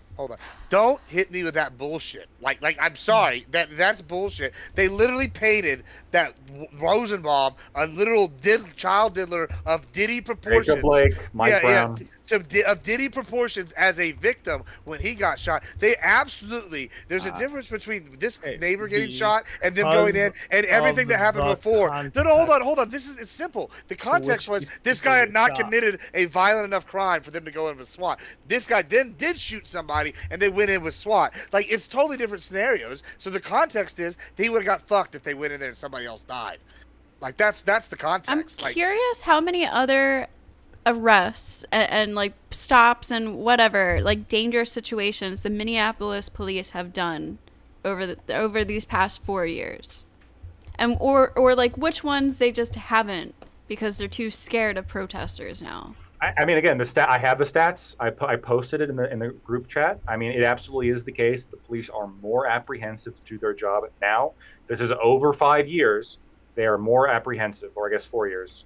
They are more apprehensive to do their job. They just are. They don't want to. Like, they don't. Their clearance rates have dropped. But they should be. They should be. That's a good thing. It's a good thing. Okay. Hold on. It's a good thing that the police are hesitant to use lethal force, right? The police shouldn't be thinking I can use lethal force with zero consequences. That should be standard, right? In other nations, they manage this as well, where there is a hesitancy to use lethal force against the citizenry. That should be the goal. However, that doesn't mean that there can't be some sort of balance. That doesn't also mean, hey, police can't do anything. So look,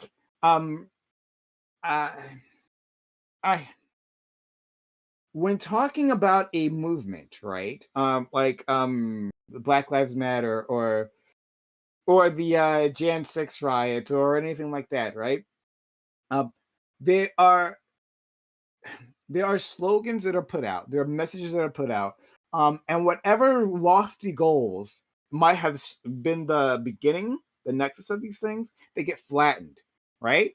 That like, and I think it goes to your point, Lecter, before you're saying, well, people are stupid, right? They don't understand like the stats, right? Do people look into the stats of these things? Are they like making themselves educated on whatever it is, like on left and the right, when talking about immigration, right? Are the people educating themselves on these things, or they're just going with what they feel is correct, right? That's a fair point. These things get flattened there, and I think there's room for criticism about like what the people on the ground actually think are happening. Do they have understanding? The thing I think best to examine are the overall goals of the movement, rather than like what do individual people think is happening, because people don't know shit.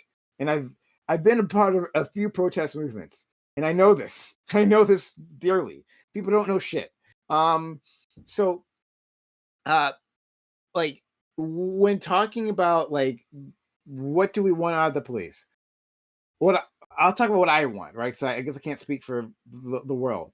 But what I want is if we're going to have police, right? That these individuals come when there is a violent incident, right?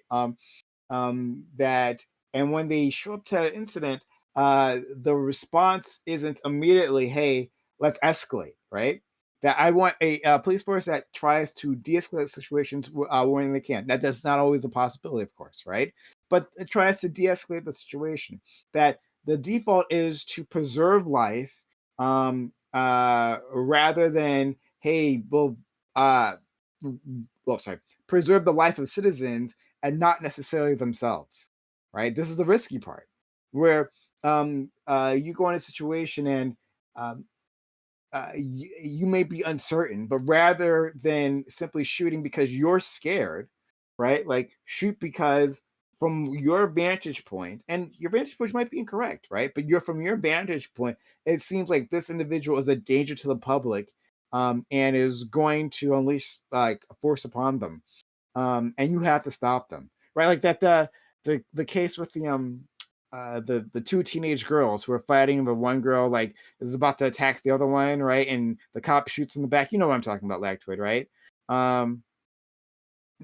We've talked about this case before. You just don't remember, but it's fine. There was a cop He showed up. These two teenage girls. One girl was being bullied by at least one girl, maybe a group of girls. But then the victim, the one who had been bullied, like attacks the other one, I think with a knife, if I'm remembering correctly.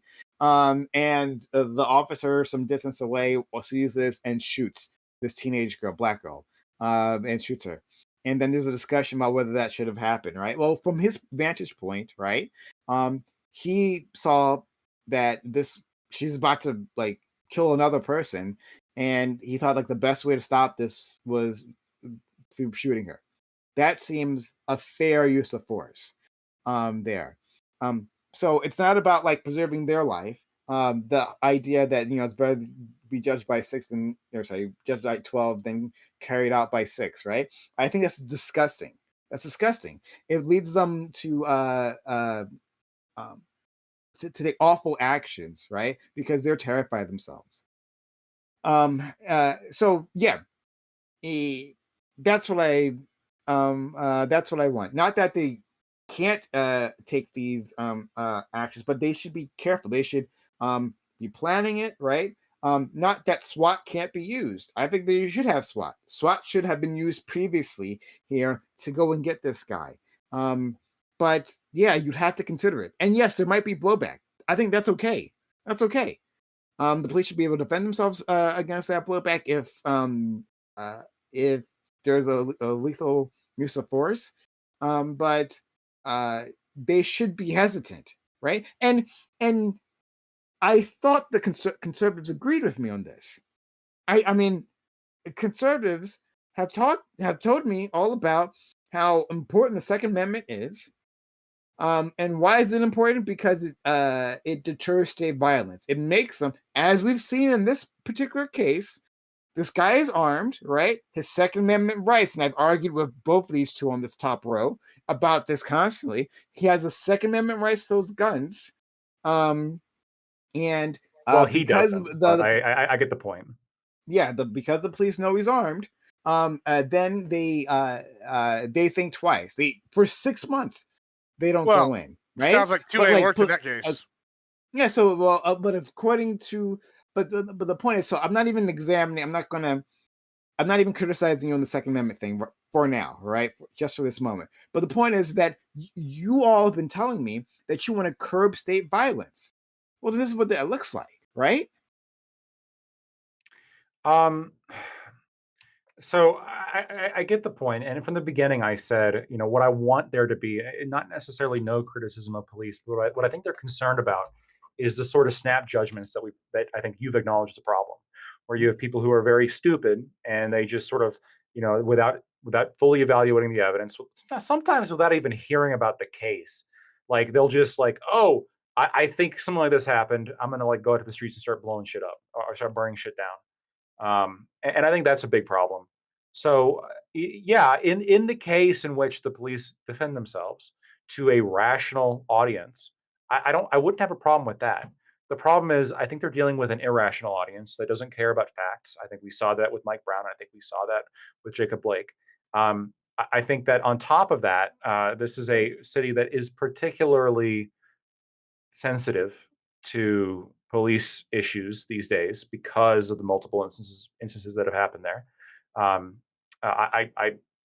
I've talked with people involved in that police department, and morale is absolutely in the shitter. Right, it's not good right now, and a big part of that has to do with the fact that they've been getting a lot of shit over the past 4 years. Now you can say that's justified, or perhaps they should defend themselves, or if they can't defend themselves, like we should obviously point that out. I'm with all that, but the concern is, defending yourself only works when you're defending yourself towards a rational audience. When you're defending yourself towards rioters that don't care because they've seen 5 seconds of a body cam footage that some news agency clipped to make it look like you were a bad guy, when in reality you were a good guy. And when you watch the whole footage and you see the whole context, you're like, well, actually, holy shit, it was totally different than I thought, right? Which we've seen. I think that like, I just wish people would wait for those facts to come out before they took to the streets. And I think that's what the police department is concerned about. And that's something that they shouldn't have to be concerned about. The other concern I think that they have, which is totally fair, is civil judgments, which I think is a big issue. It's way too easy, and I can tell you this as a lawyer, it's way too easy to sue people these days. And I think that there's an issue when you're allowed to sue the government for money, because that money comes from the people in your community. And I think and when that pot's available, it encourages people to file lawsuits no matter what, because hey, they're gonna pay something to settle. I think that's a concern as well. So even if the cop does everything right, if the cop does something, I agree. Cops who do things wrong should be criticized. Their concern is, even if we do everything right, we could still face a civil lawsuit and we could still face riots. So what the fuck do we do? That's the concern.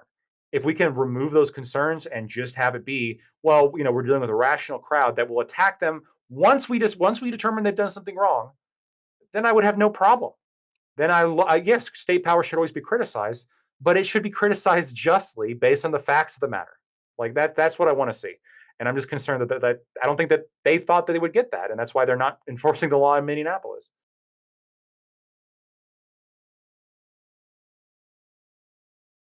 It sucks. Okay. Yeah. Yeah. And look at the crime rate. I mean, Gibbs said before the crime rate was adjusted upward. It's true. Yeah, but that's it's also crime is down, and then it was adjusted upward. It's amazing how often I say true statements. It's amazing. So there's a problem though when there's a disconnect, right? So, like Tamir Rice, they didn't indict the guy. So if the citizens feel like, hey, sure paid a lawsuit on that one though. They paid despite the fact that a grand jury will indict a ham sandwich, they didn't indict the cop, but the city definitely paid a judgment on that, or not a judgment, a settlement value on that one. Yeah. Okay, yeah. And the prosecutors don't want to actually prosecute and being pushed by political pressure, then they're not gonna get the indictment. There's also political pressure to start handing out large sums of money to people based on the cops not necessarily doing something wrong. Well, yeah, I guess that could be a possibility. But like you're saying that they weren't indicted by the grand jury as a piece of evidence that maybe things were more complicated. Mm-hmm. I'm saying that the prosecutor didn't want to do it in the first place. The grand jury refused to indict, not a prosecutor. Yeah, but maybe let's check here. Maybe Prime doesn't understand what he's talking about. Maybe, but like the prosecutor is the one who makes the case in front of the grand jury, right? Yeah, you're saying that like there was a half-hearted attempt to bring the evidence to the grand jury. Do we know this, or was it speculation? Well, I mean, like, well, we know that. Before I say anything, I'd have to review the case. But from what I remember, this particular prosecutor was very friendly with the cops. But I won't make any other statements because I haven't reviewed it. Okay. I have a question. What if I have a solution, I think. What if instead of cops, we just get rid of cops and we just institute civilian, well-regulated militias? Like what to police? Do you think that we should do that instead? Yeah, and that guy, the guy in Minneapolis, he could have been on that militia, right? Like, or his black neighbors could have had a militia. They could have just like the guy who killed Trayvon Martin. What's his face, right? Zimmerman? Yeah, Zimmerman. Yeah. He could have been a concerned citizen. He could have been part of the militia, right? Well armed, patrolling the neighborhood for trouble. I think that might have been a great idea. No, good idea. No, it's going to be made up of community members. He's a community member. He lives in their community. Cops are meant to be community members. That's like the whole point. I see. No, so what I'm saying is interesting. Like, Lactoid, to your point, you're saying that the problem is that the police can't do their job. You don't want the repercussions to come. I'm sorry, repeat the two things. You're like the concern I have. Look, if a cop does something bad and the evidence comes out and shows that he done something bad, I got no problem criticizing state power and limiting state power. In fact, I think that if you remove the war on drugs, a lot of the police interactions that lead to this violence won't happen anymore. Okay, 100%. But what the Minneapolis police are concerned about, that I think is a valid concern, they're concerned that even if they do everything right, it could still lead to civil lawsuits and it could still lead to riots. Because people will take little snippets out of their body cam footage or lies that they're told and just start burning shit down. So the issue is that we got to a point where the little snippets like affected the people so much because so much is built up that they've seen maybe anecdotally, they were lied whatever to. it may be, right? I mean, some people were lied to, but some people also live in communities where they feel like the police harasses them, right? And it's constant harassment that's happening. And I mean, that doesn't just happen in like, crime-ridden communities, but like, so the fact that there's such a disconnect between the police and the community is in itself you don't get to do this. I just fought Lactoid on this. What do you mean I don't get to do this? Yeah, because I just fought Lactoid on this with his notes and saying, oh, there's no kernel of truth, like some of this kernel of truth. But you also can't sit here on the other side and go, hey, it feels like we're being oppressed. I'm like, I can point to all sorts of stuff about, like, once again, let's do the border thing. I every day I talk about issues along the border with crime, ranchers losing. You know what the estimated ranch right now is going to lose this year per, like, if you live within a certain knowledge of the border? It's between 24,000 and 34,000 due to damages from illegal migrants coming across their land and damaging property. But hey, you know what? You know what? They feel that way. They feel about this 34,000. There's not really a problem. Like, that's this kind of argument. Like, we can't just argue about facts and feelings.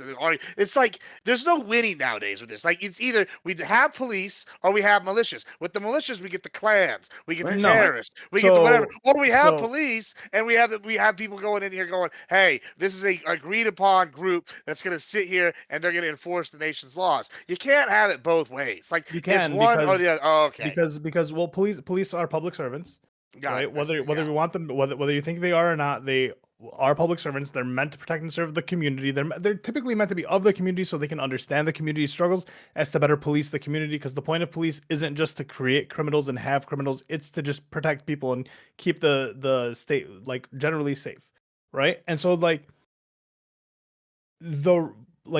there's become such a divide where like the police people feel as though the police act as their own gang, and now it's the police versus the civilians versus the police for the civilians. And this is just like I want to see like common people with traffic laws, right? The fact that cops are just like out here like trying to clip people for going 5 miles over, 7 miles over, so on and so forth, just to collect money. It feels like they're just getting like, it feels like we're just being harassed by the police rather than the police doing their job, which is like to protect and serve the community, right? And so like I think that's a greater problem that leads to people then like seeing one snippet and then they have this feeling that, okay, well, the police are harassing me on a regular basis by just like regular traffic laws. I can only imagine what's happening. Bullshit. Like, that's such bullshit. Like, it's not now, bullshit. Hold on. My parents right now had to pay like $400 because they watered their grass for the first time in a time period that we were doing a water rationing areas, right? They had to pay $400. They went down there and they were basically told, hey, we know this is excessive amount for this petty crime of watering your grass 2 hours after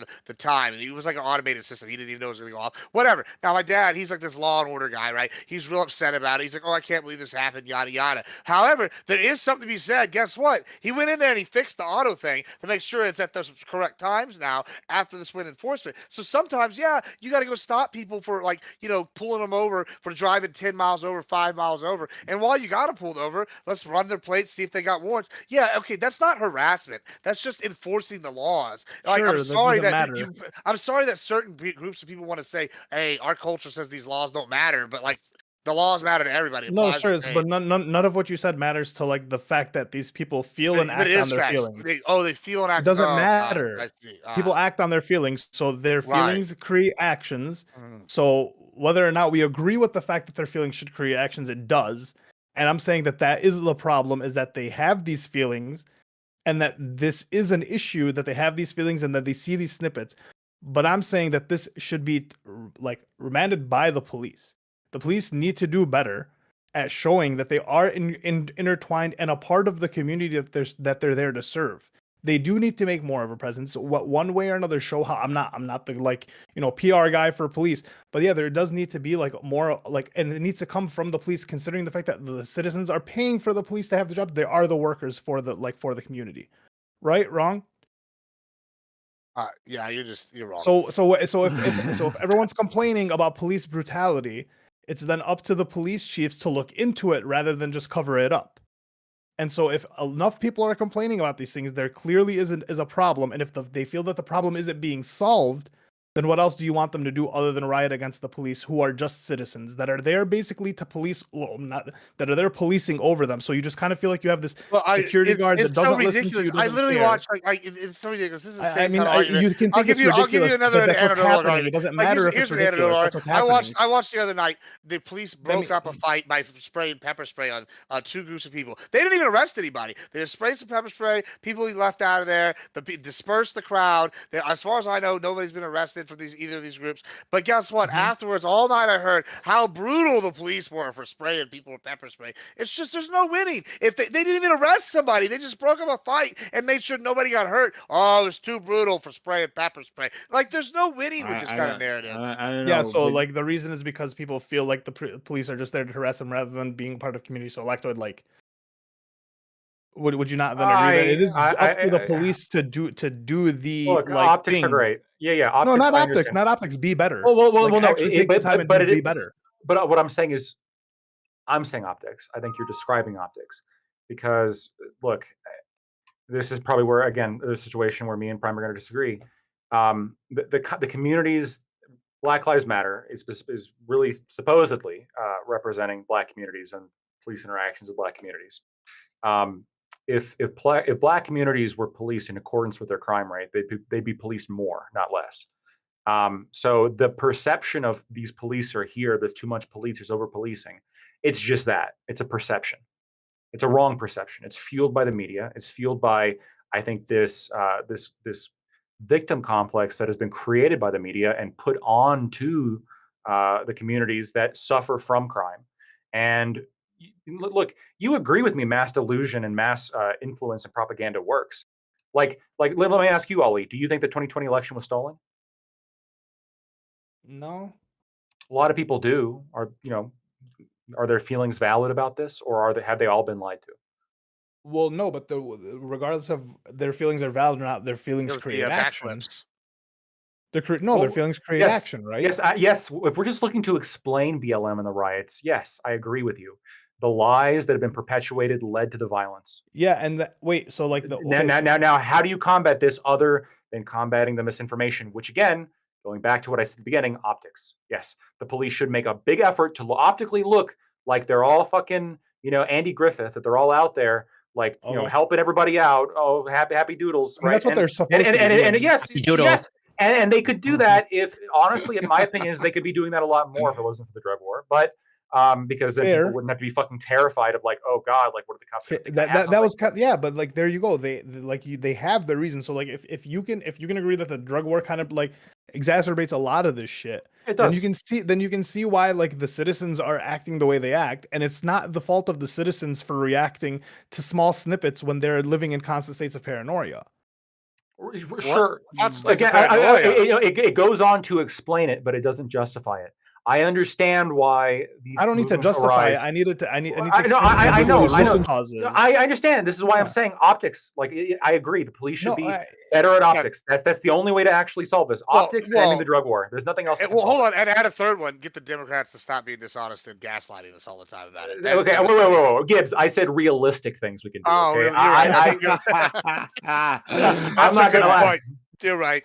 Let's They'll never stop. Let's leave it at that now. We've gotten to the end here, though this was a interesting conversation. I like to thank specifically our friend Lawson Harrison for funding this this stream. Thanks so much for the kind donations, Lawson. That was really cool of you. And if you also care about this space, please consider helping us out for ad-free viewing, for emotes, and just to make sure we can be around and argue these points, and you can get annoyed at me, right, for being so right all the time, right? Like it gets annoying watching me win, like constantly, like we like an underdog, right? Which is why people cheer for Lactoid. Thanks all anyone who did support today. I just Lawson, but thank you, Lawson. So we'll give an outro to all these great individuals and head out. Actually, thank you for coming through. You were fantastic. Honestly, dude, like it's so useful to have a person like you who disagrees, who doesn't buy into liberal bullshit, right? No, True. honestly, your skepticism is really helpful in these conversations. I don't always agree where it takes you, but it helps challenge narratives and like forces us to defend those narratives, whether we're right or wrong at the time. Like we still should understand, like, well, this is the state of play, right? The actual state of play. And it's helpful to have someone there to question the things that you take for granted. So I really appreciate that you do that all the time. So shout out to you, friend. It comes naturally. I don't even try to do it. It just happens. So for whenever it becomes annoying, I apologize for that. But I do really appreciate that you have me on. And I appreciate all of you for talking to me. If you liked what I had to say, you can find me at Lactoid TV on Twitch, Twitter, and YouTube. We are getting close to the election. As we get closer to the election, as I'm sure probably on the Reverie, but also I'm going to be doing a lot of content on the election as we get close to that. So I already took some time off work, so that's going to be fun. So you took time off work, really? yeah. Anyway, if you want to see more of that, or if you just like what I just say generally, Lactoid TV, Twitch, Twitter, YouTube. Thanks. I've been thinking about like if I should do anything on election day. The channel doesn't do well on election day because or on live events, because like they're like, oh, why don't we just watch this on or something, like the bigger channels do really even better, and at least for me, like it's like for even when this channel was more popular, like live events was like people just ignored this channel, so it's really difficult. It's hard. It is hard. It is, but yeah. But anyway, I was like, if you're available, if you're around, maybe we can talk the election. States come in. He will be around. He's taking time off work. Well, I know. I think Gibbs. We kind of had a little bit of a conversation about maybe doing the conservative corner and dumping on the Dems. I'm not sure yet. We'll have to still hash that out. We got some things in the works. It's exciting. Got some things to work on. Yeah.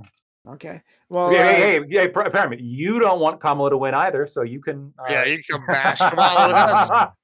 I don't care if Kamala wins. I want Trump to lose. Oh, right? How convenient. So there's that. But anyway, Gibbs, shout out to you, friend. And maybe we can do some sort of collaboration there. That might be fun. I'm still thinking about it, or I might just want to chill and just like let the night happen to me. I feel like that's like a lot of Dems or lefties are saying that. They're what's his name saying he's gonna have to take some gummies or whatever. I can't even think of his name, Rothwell or whatever. I like to get through the night. I appreciate you always having me. Also, like Lactoid said, starting here the next month, we're gonna really be hitting the ground running. But we're definitely gonna be having a lot of content coming up because the election. It's pretty exciting times. No matter what happens, I think that the political community is going to eat. I'm of an opinion. I know people say Twitch poll is dead. I think it's the best time it's ever been, honestly. So y'all are saying that. Listen, what did Eric Bischoff say? Controversy creates crash. There's always opportunity when things are down for like the new people to show up and take over. So like, I think it's good times right now. We're eating good. So, Eric Bischoff, the head of WCW. Yeah, he wrote a book called Controversy. Yeah, he wrote a book called Controversy Creates Cash. All right, that's the hell of a reference. I didn't think I was gonna go for Eric Bischoff today, but all right, it happened. I appreciate you, Gibbs. And seriously, your different perspective, even though you annoy the fuck out of me sometimes, but like overall, I love you a lot. Which is why I keep inviting you back. I appreciate it. I always enjoy coming. Let's go to our friend Corey. Corey, thank you for being here as well. This is a lot of fun. Seeing these guys yell at each other, and you being literally the only mature person here. Front. This is all AI. FYI. Thank you. This is always great. And always appreciate to be here. And I also want to give a shout out to Lactoid, but for a different reason. As in Lactoid, I have to assume he looks really good for his age. I didn't know, given his reference of Andy Griffin and using the phrase "happy doodles," that he's an 80-year-old man. But he looks super great for his age. So congratulations. Such a to him. white reference. Like, holy it's the whiskey and cigars, man. It keeps the skin firm. Whiskey, just like my 80-year-old grandfather. So it tracks. Although he's since passed away, but regardless. But Sorry to hear that. He wasn't a good person, so not a huge loss. But yeah, this has been great. Well, whatever. Spoiler alert. Yes, my elderly grandfather was kind of bigoted and racist. Spoiler alert. Not the greatest person. Very traditional and old fashioned. But yeah, all that to say, this is always entertaining and fun. And especially when I get to see Lactoid and Prime again, united as socialists, creating the socialist circle. So you can find me on Twitch, CoreyCampbell84, Twitter, X, Instagram, YouTube is Corey Campbell. Ali, Ghosty, Gibbs, Lactoid, always a pleasure. Love you, Prime.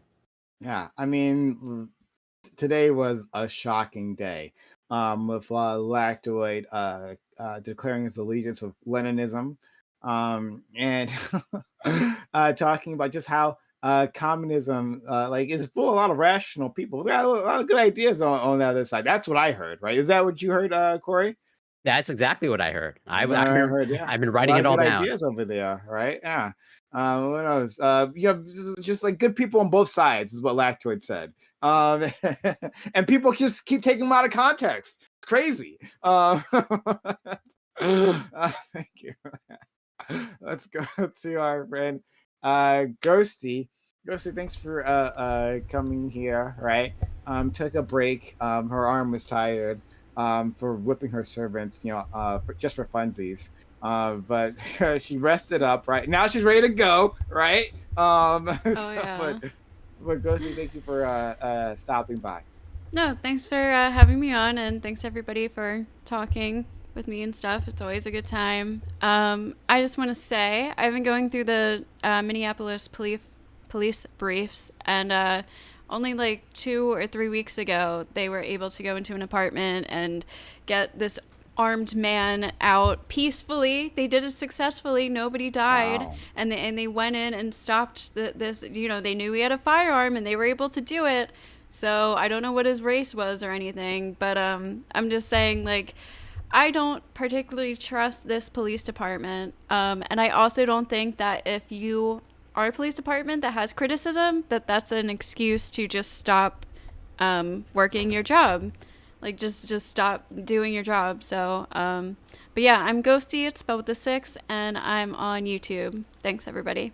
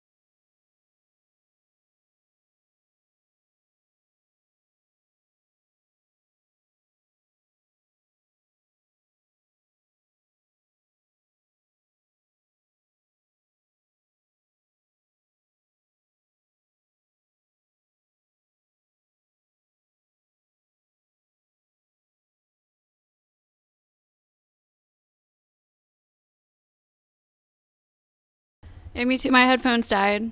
Good night.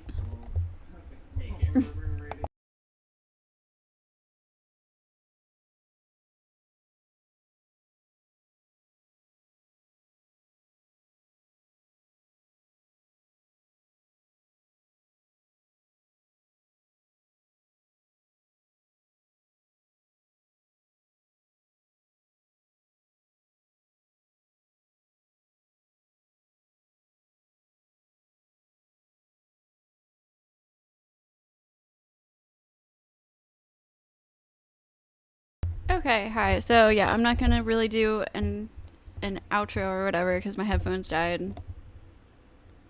Wait, I guess that doesn't really matter, but I don't really have much to say anyway. So, like the stream and all that good shit, all that jazz. Good night, everybody.